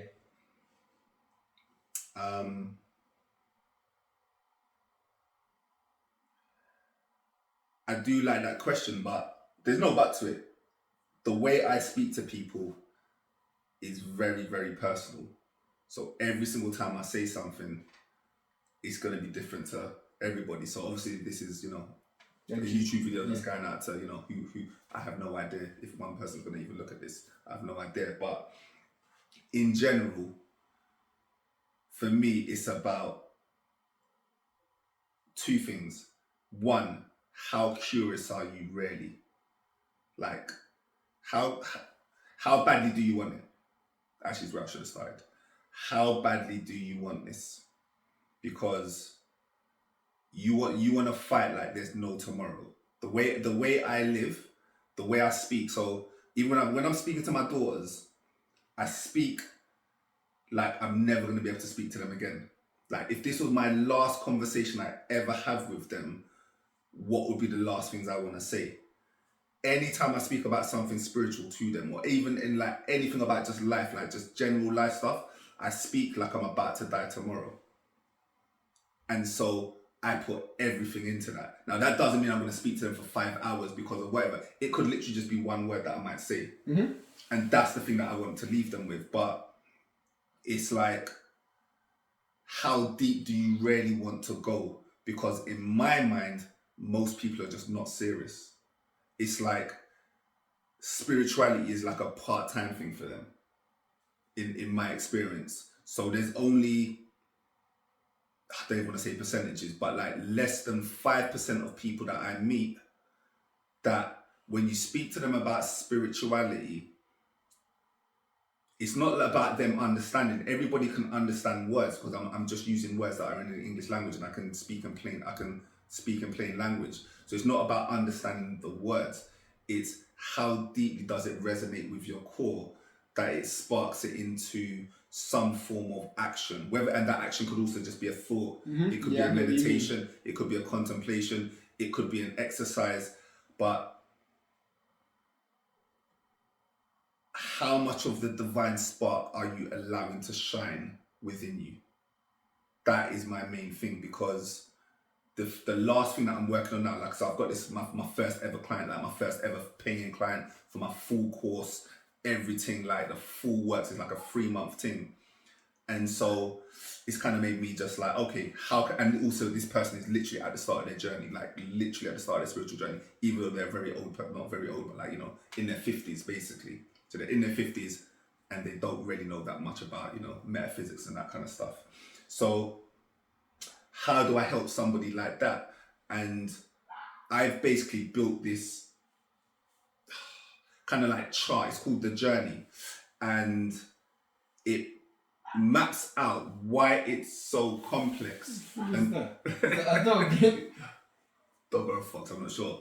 But basically, yeah, so this journey kind of chart that I've built, it maps out why life is so complex. So it's like you've got spirits talking to you, you've got your friends talking to you, you've got your peers talking to you, you've got TV talking to you, social media, you've got all of these things talking to you, vying for your attention. So it's like, in a universe that is mental, the only thing of value is your attention. This is the start of my book. It's the first line of my book. In a universe that is mental, the only thing of value is your attention. And so in this attention economy, it's like, where are you spending your money? And so I put all of my eggs in that, I put all of my eggs, all of my chips, I'm all in on spirituality. I don't have anything else. And so I found a way to not serve any masters. Basically, it doesn't matter what I do, I'm going to turn it into something spiritual. Like, right. It's like the Midas touch. It's the spiritual touch. What? Anything I do is going to turn into spirit. And I don't really see that enough in people. What? One, because they either just don't have that passion, that motivation, that spark for it, or they don't know how.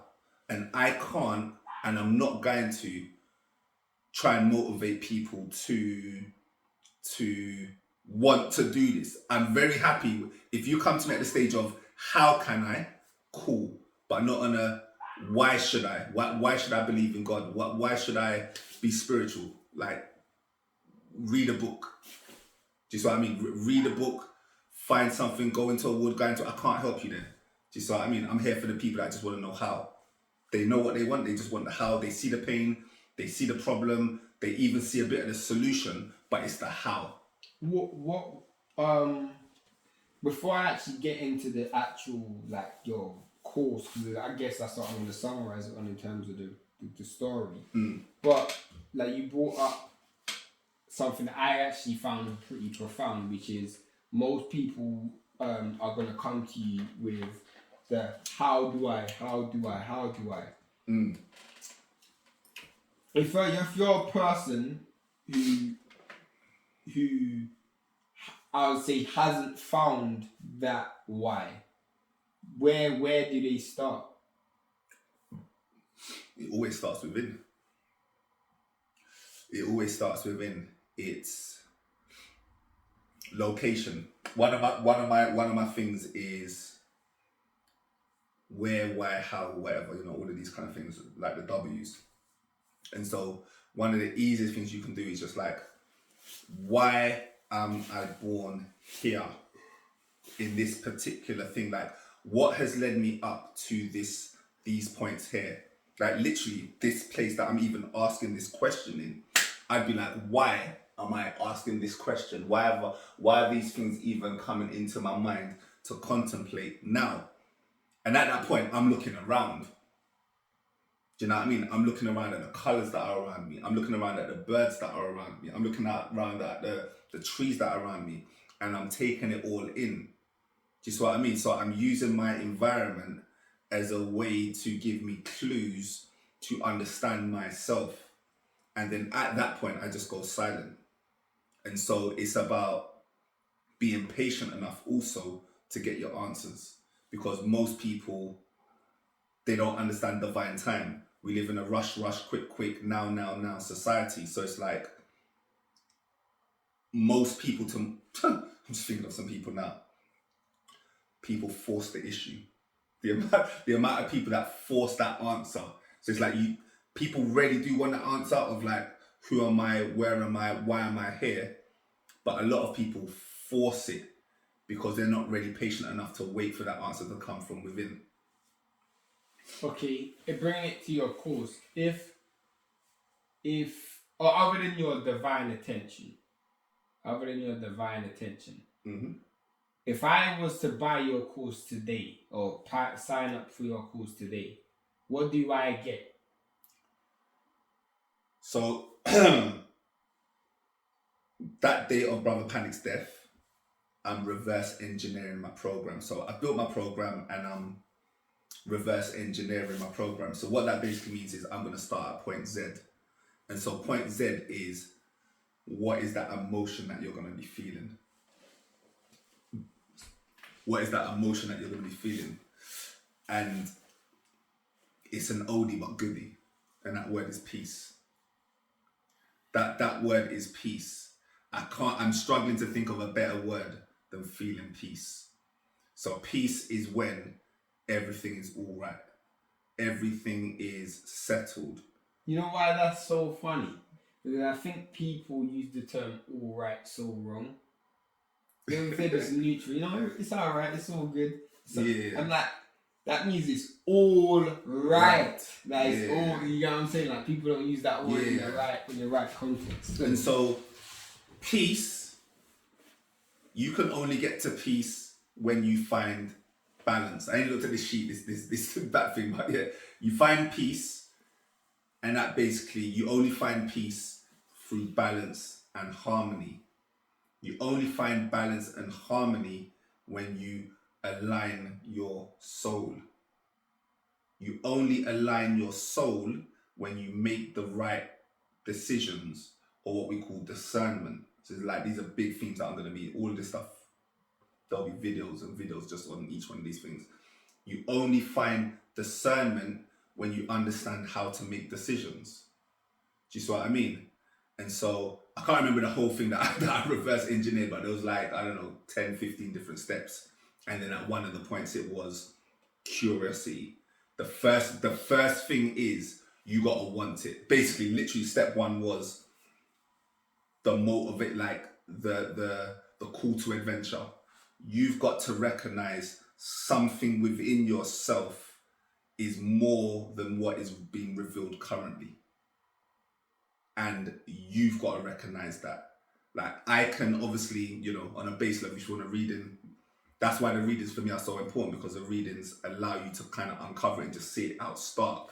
So, you see what I mean? It's like, I know that there's certain things within me that are divine. Why? Because my birthday is the number 130. So my 130. What do you mean? So that's what I'm saying. This guy, man, took my course, don't even know nothing about nothing. So anyway, whatever, I'll explain it. You don't know nothing about nothing. So when it comes to my thing, anyway, it's on brother pan. Anything that I got to show him, no. No, it's not even that. It's not even that. Bro, the truth is, yeah, it's cool. I'm gonna let you. Let you go on. This guy's about to say something that don't mean nothing. No, I was gonna say something. Yeah, I was gonna say something in my opinion, which I said that was a misrepresentation of me. But go on, continue. So anyway, my life path number is 130. So this is before you do something called reduction, which is you reduce it down to like below 9 or below something a bit more palatable. So this is like the raw numbers when you add up all of my birthdays. When you add up my birthday, it equals 130. 130. 130, yeah? So my wife, her number is 130. Now, now me and my wife are opposites. Like literally, Shane's here today. Shane's here today. You should hear my wife speak. When I mean she is, anyone that knows my wife knows how opposite she is to me. Definitely. Like there are certain things that are, like we share some of the same goals. Like we might share the same goals, but even how to get there, characteristics, how to get to there these is goals. no characteristics that's the same. You guys have no, like it's so mad because it's one of the ones where not only do you not have the same characteristics, bro, but it's like, bro, you are just so different, fam. It's like you're just so different. Two different people. Like even your upbringings. Everything's different. You could not get someone more different than my wife. And you would be like, how the Ras are these two together and how do they make it work? And we've been together for like over 13, 14 years. Our anniversary is next month. I forget. It was like 13 or 14 years. And so, how does it work? And, sometimes my wife questions it. I don't really question that and boom, boom, boom. Sometimes my wife's like, how are we together? How are we together? In a frustration. How are we together? And I'm like, babes, it's obvious, man. When I showed her that we had the same number of the life path numbers, now, that basically, the chance of you having the same life path number as somebody without the reduction is 4,000 to 1. That's mad. So it's 4,000 and life path, like literally. So it's not about who you are as a personality. It's like literally we had to come together. Like how many 130s were in the 1,000? Like my wife don't even know 4,000 people to be like to kind of beat those odds. So if you got a 130 and you're in the building and a 130, you're gonna be connecting at some point. Now maybe it doesn't connect in marriage and there's other things as well, so on and so forth. Like my wife is a Scorpio. Grandma's a Scorpio. Everything has happened in Scorpio. My wife is a Scorpio. So I'm like, where's my wife in this story? My wife is the story. She's the most Scorpios of Scorpios. And what is Scorpio? Scorpio is about death and rebirth. When we were talking about trauma, I haven't even mentioned my wife. My wife has seen so much death at a young age that it's ridiculous. Like we're not just talking about that one person dying, we're talking about 3 or 4 close people dying where they're dying in her arms. Like literally, she grew up in trauma. And so that's my wife. And I have to deal with the consequences of that trauma. Like it's a deep trauma, obviously. And so I'm able to manage that. And those lessons that I've learned with my wife, I just naturally just have now because it's kind of like embodied within me. Facts. Do you see what I mean? It's actually embodied within me. So my third ever reading, I said, is my guinea pig, Marcel. I'm looking at the thing. I'm like, because I'm building things. I'm building these databases on like, I'm building these tools myself manually. I'm not a coder, but I've had to learn how to build stuff. So I've literally just from the ground up had to spend months learning how to build stuff. So because I've built my own system. So I'm thinking there's a bug in the system that I'm like, not like there's a mistake. Why am I doing that? Because Marcel's number, her number is 130. The chance of that happening was like 100,000 to 1. The first 3 readings I ever did. And remember, my mind is a scientist. I have no idea whether any of this stuff works or not. I'm just like, this is fun. Let me test this out. What else have I got to do in my time? The first 3 people that I do a reading on is 130. It was like, I can't remember what the number was. It was like 180,000 to 1, whatever. 4,000, basically it's 4,000 times 200, whatever that is. So, I'll let you work it out. Boom. So then there's that now. So, I've not really been into my readers and all that stuff for the past couple of weeks because... 800,000. Huh? 800,000. 800,000 to 1. Thank you very much for the maths card. No, that's my big co-post. You know what I mean? So while I'm chatting, man, 800,000 to 1 is a chance of the first 3 people that you ever do a reading on. Not like I've done 1,000 readings and I just got, first 3 people. It's funny because where does Marcel fit into this story? I feel like Marcel's probably the only person. So Kamera's birthday is tomorrow. Oh, right, fair enough. Who's 21. So Kamera's first birthday is tomorrow. And Marcel was reaching out to me today, whatever, I've been speaking with Marcel. Maybe we have to speak to Marcel. We have to, because maybe there's Maybe there's a missing piece. But yeah, Kamera's birthday is tomorrow, and that's like a day after Grandma's birthday. And so it's a day after Catherine's son's birthday. So yeah, just what I mean. And so like the daughters and you know what I mean. So the daughters literally are coming out. Do you know what I mean? It's a celebration. It's a whole family thing. Really? So the other thing is, I go do my readings. Now, I literally built a tool like, basically, I'm a systems builder. If there's one thing about me that I've realized is I'm a systems builder. It's all across my codes. So one of the promises that I can get you to is like this thing called construct aware, where you basically become aware of the matrix. I can do that easily because I've literally built it up, ripped it down hundreds of times. And so now I'm like a coder. I'm a coder now within the system. And so I've built over 40 tools that can help me just like decode stuff.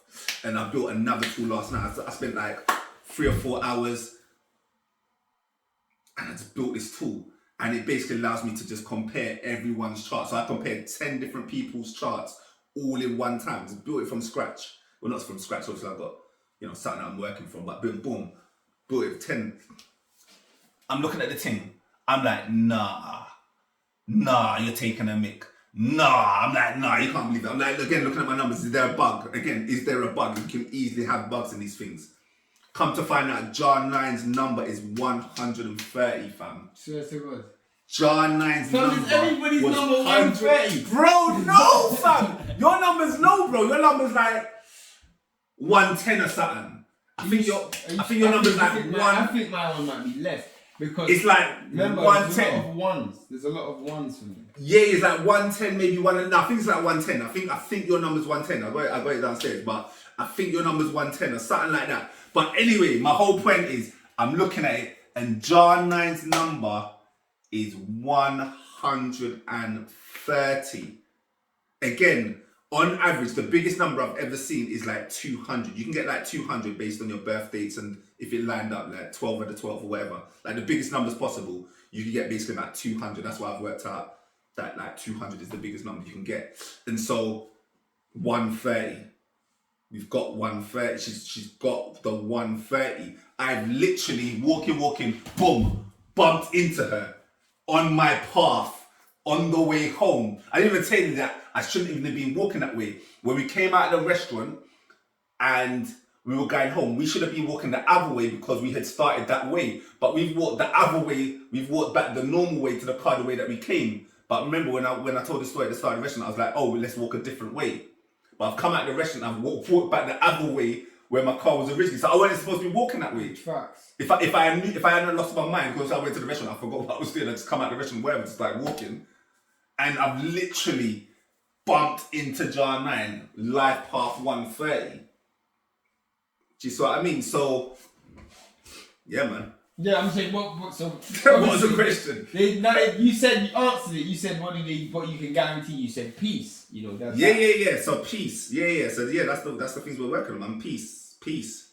Like I feel it. I'd probably say, like again, there's many things to take away. There's many things you've taken away, but then like if I'm, because it's funny because obviously with you and you're going into the world of, well, you're in the world of teaching. You're in the world of like spiritual progression.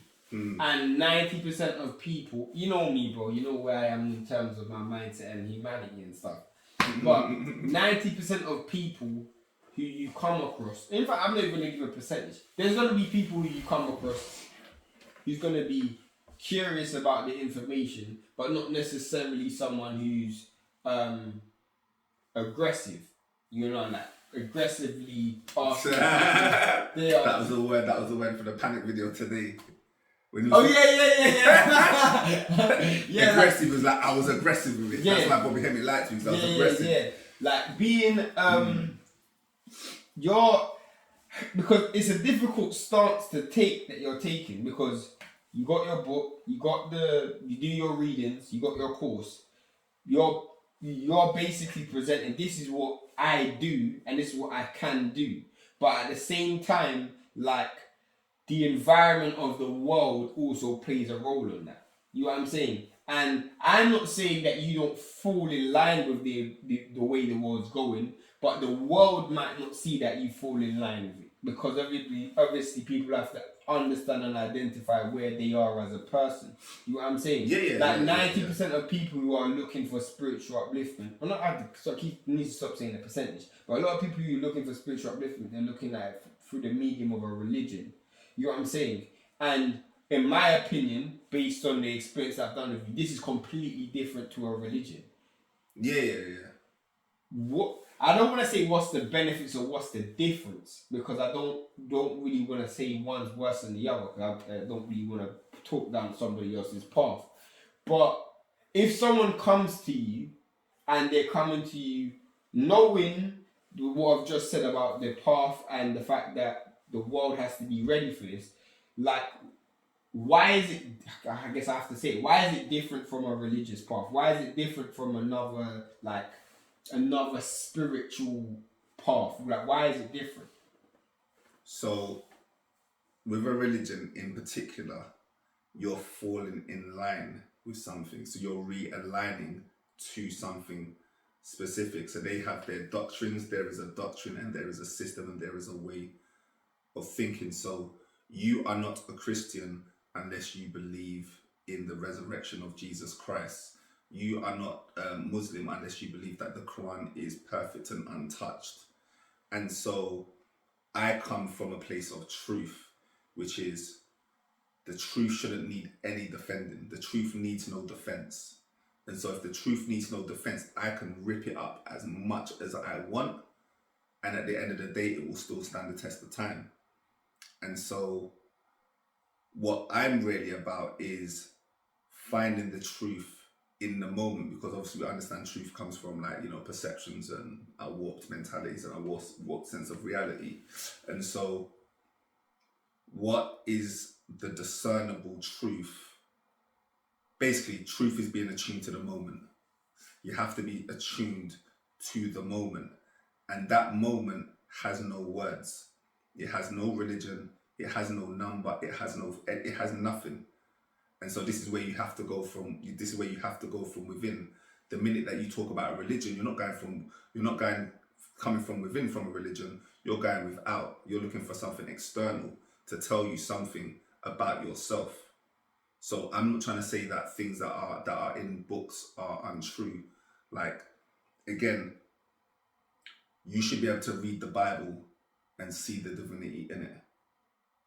You don't need to throw the baby out with the bathwater with anything. Like, one of my greatest conversations, one of my best conversations last week before all of this stuff happened, or kind of like, I think it was like literally on Monday, so like at the start of it, was me speaking to a pastor. And I'm speaking to the pastor for like 2 hours. And I'm dropping knowledge on him, and he's like kind of blown away, but it's like, how do I convey this message to my congregation? It was so deep, because he was like, they could benefit so much from this. But I remember he's a pastor, but he's like, they could benefit so much from this, but I just know that there's certain areas, if they start asking questions, then it's going to lead them down to a path where they're uncomfortable because it's not within their doctrine. So like, how do I do that? And I was like, you don't need to force it. Like, really? I basically said to him how I would say to anybody, which is focus on yourself. I was like, take these lessons for yourself, because he was learning. I'm teaching. I guess that's a lesson for everyone who's watching. Like, bruh, this is a lesson of self. This isn't like a conscious collective. No, forget the group. This isn't a group thing. Like, this is a self thing. This is about self. Know thyself. Did I say know thy group, know thy religion, know thy world? The mantra, the maxim, the truth, it's know thyself. That is the journey, that is the quest. And so I help people as a consequence of knowing thyself. It's a byproduct of knowing thyself. Do you know what I mean? I've been into this for like 20 years, trying to know thyself. And only after 20 years am I like, okay, cool. Let me put all of some of these things that I've learned into a box, and here you go. Here's a box of knowledge. Facts. And I guess people, it's a take it or leave it type thing, but like, just from, in my personal opinion, just from that personal experience, it's just like the story itself just obviously had such a profound experience. But like, from an observer perspective, it's like, it's not even about whether you know that this works. It's the fact that, like, I can't even explain it into words, because it's like, you're just, I don't even want to say that you're missing out, because everybody has their own divine path. You see what I'm saying? But I would just say that if you're curious enough, then you're halfway there. Yeah. If you're curious enough, you're halfway there. And if you watch this to this point and you're curious enough, bro, you're halfway there. Like, I can't honestly, I can't think of anything else that was more of an important factor for me than curiosity. Because when Leon was teaching me from the beginning, the only thing, because he was teaching a collective, he didn't know who was going to take it, he didn't know who was what. The only thing that separated me from everybody else wasn't even intellect, it was just curiosity. That's literally what it was. And that's where it goes, and that's the be all and end all. Well, I would say that's the be all and end all. I would say that's the starting point. Curiosity is a starting point. No, the 100%. But the reason why you need it all the way through, but you need. That's what I mean. It's like, what's needed at it's needed everywhere. Yeah, it's needed everywhere. But it's especially needed at the start. Yeah. It's the spark. At the end of the day, there's always that first step, and that first step is that curiosity. That first question that keeps you up at night, that is beyond the mundane. What is that question that is keeping you up at night? So, one of my things is that everybody has come down here to answer a divine question. Now, that divine question could be the same question as everybody else, or the same question as a group. So when we're talking about like soul groups and like tribes and all that kind of stuff, that tribe would be, or one of the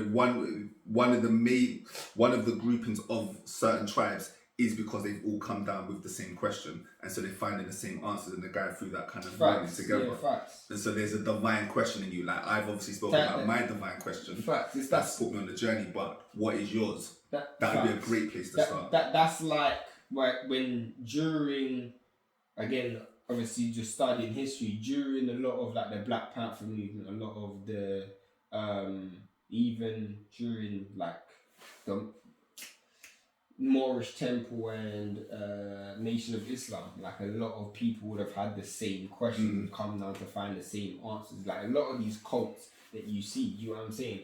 And funny enough, like the same curiosity that happened with you, what happens after you die. Like they're they're I don't even know the significance. I don't even think people understand the significance of that sentence. Like what happens after you die. Like, but for me, I'm at so much peace because of what happened. Peace.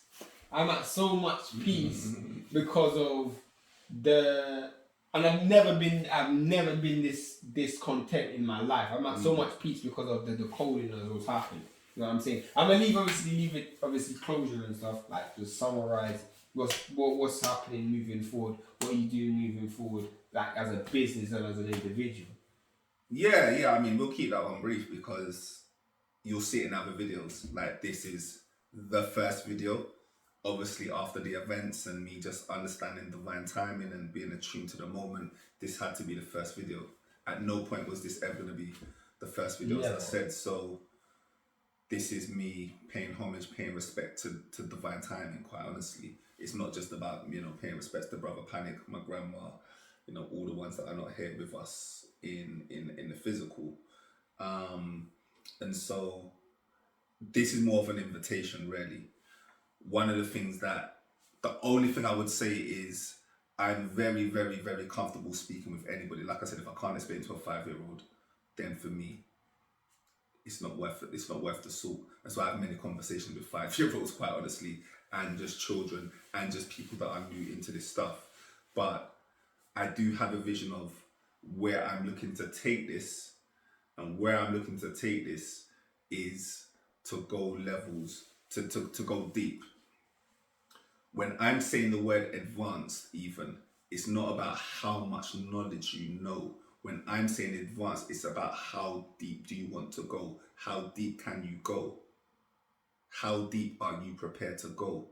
So you'll hear my first archetype, or my main archetype, is something called the deep soul seeker. So I'm only looking for people that are deep, really. If you're not deep, you're gonna get lost, because you're gonna be like, this is too complicated, it's too much, you speak for too long, you break things down into too much detail. If you're one of those people that have that natural tendency, just get to the point, because the detail and the nuance, one of the tricks of this world, I won't say one of the tricks, but just based on where we are in this world, is people are so quick. They want like things that are so obvious, like handed to them. And the key thing about spirituality, like literally the number one thing about spirituality, is you've got to master the subtle. you have to master the hidden, innit? You have to understand that this is the occult. This is the occult. We're into occult. We're into metaphysics. Occult means hidden culture.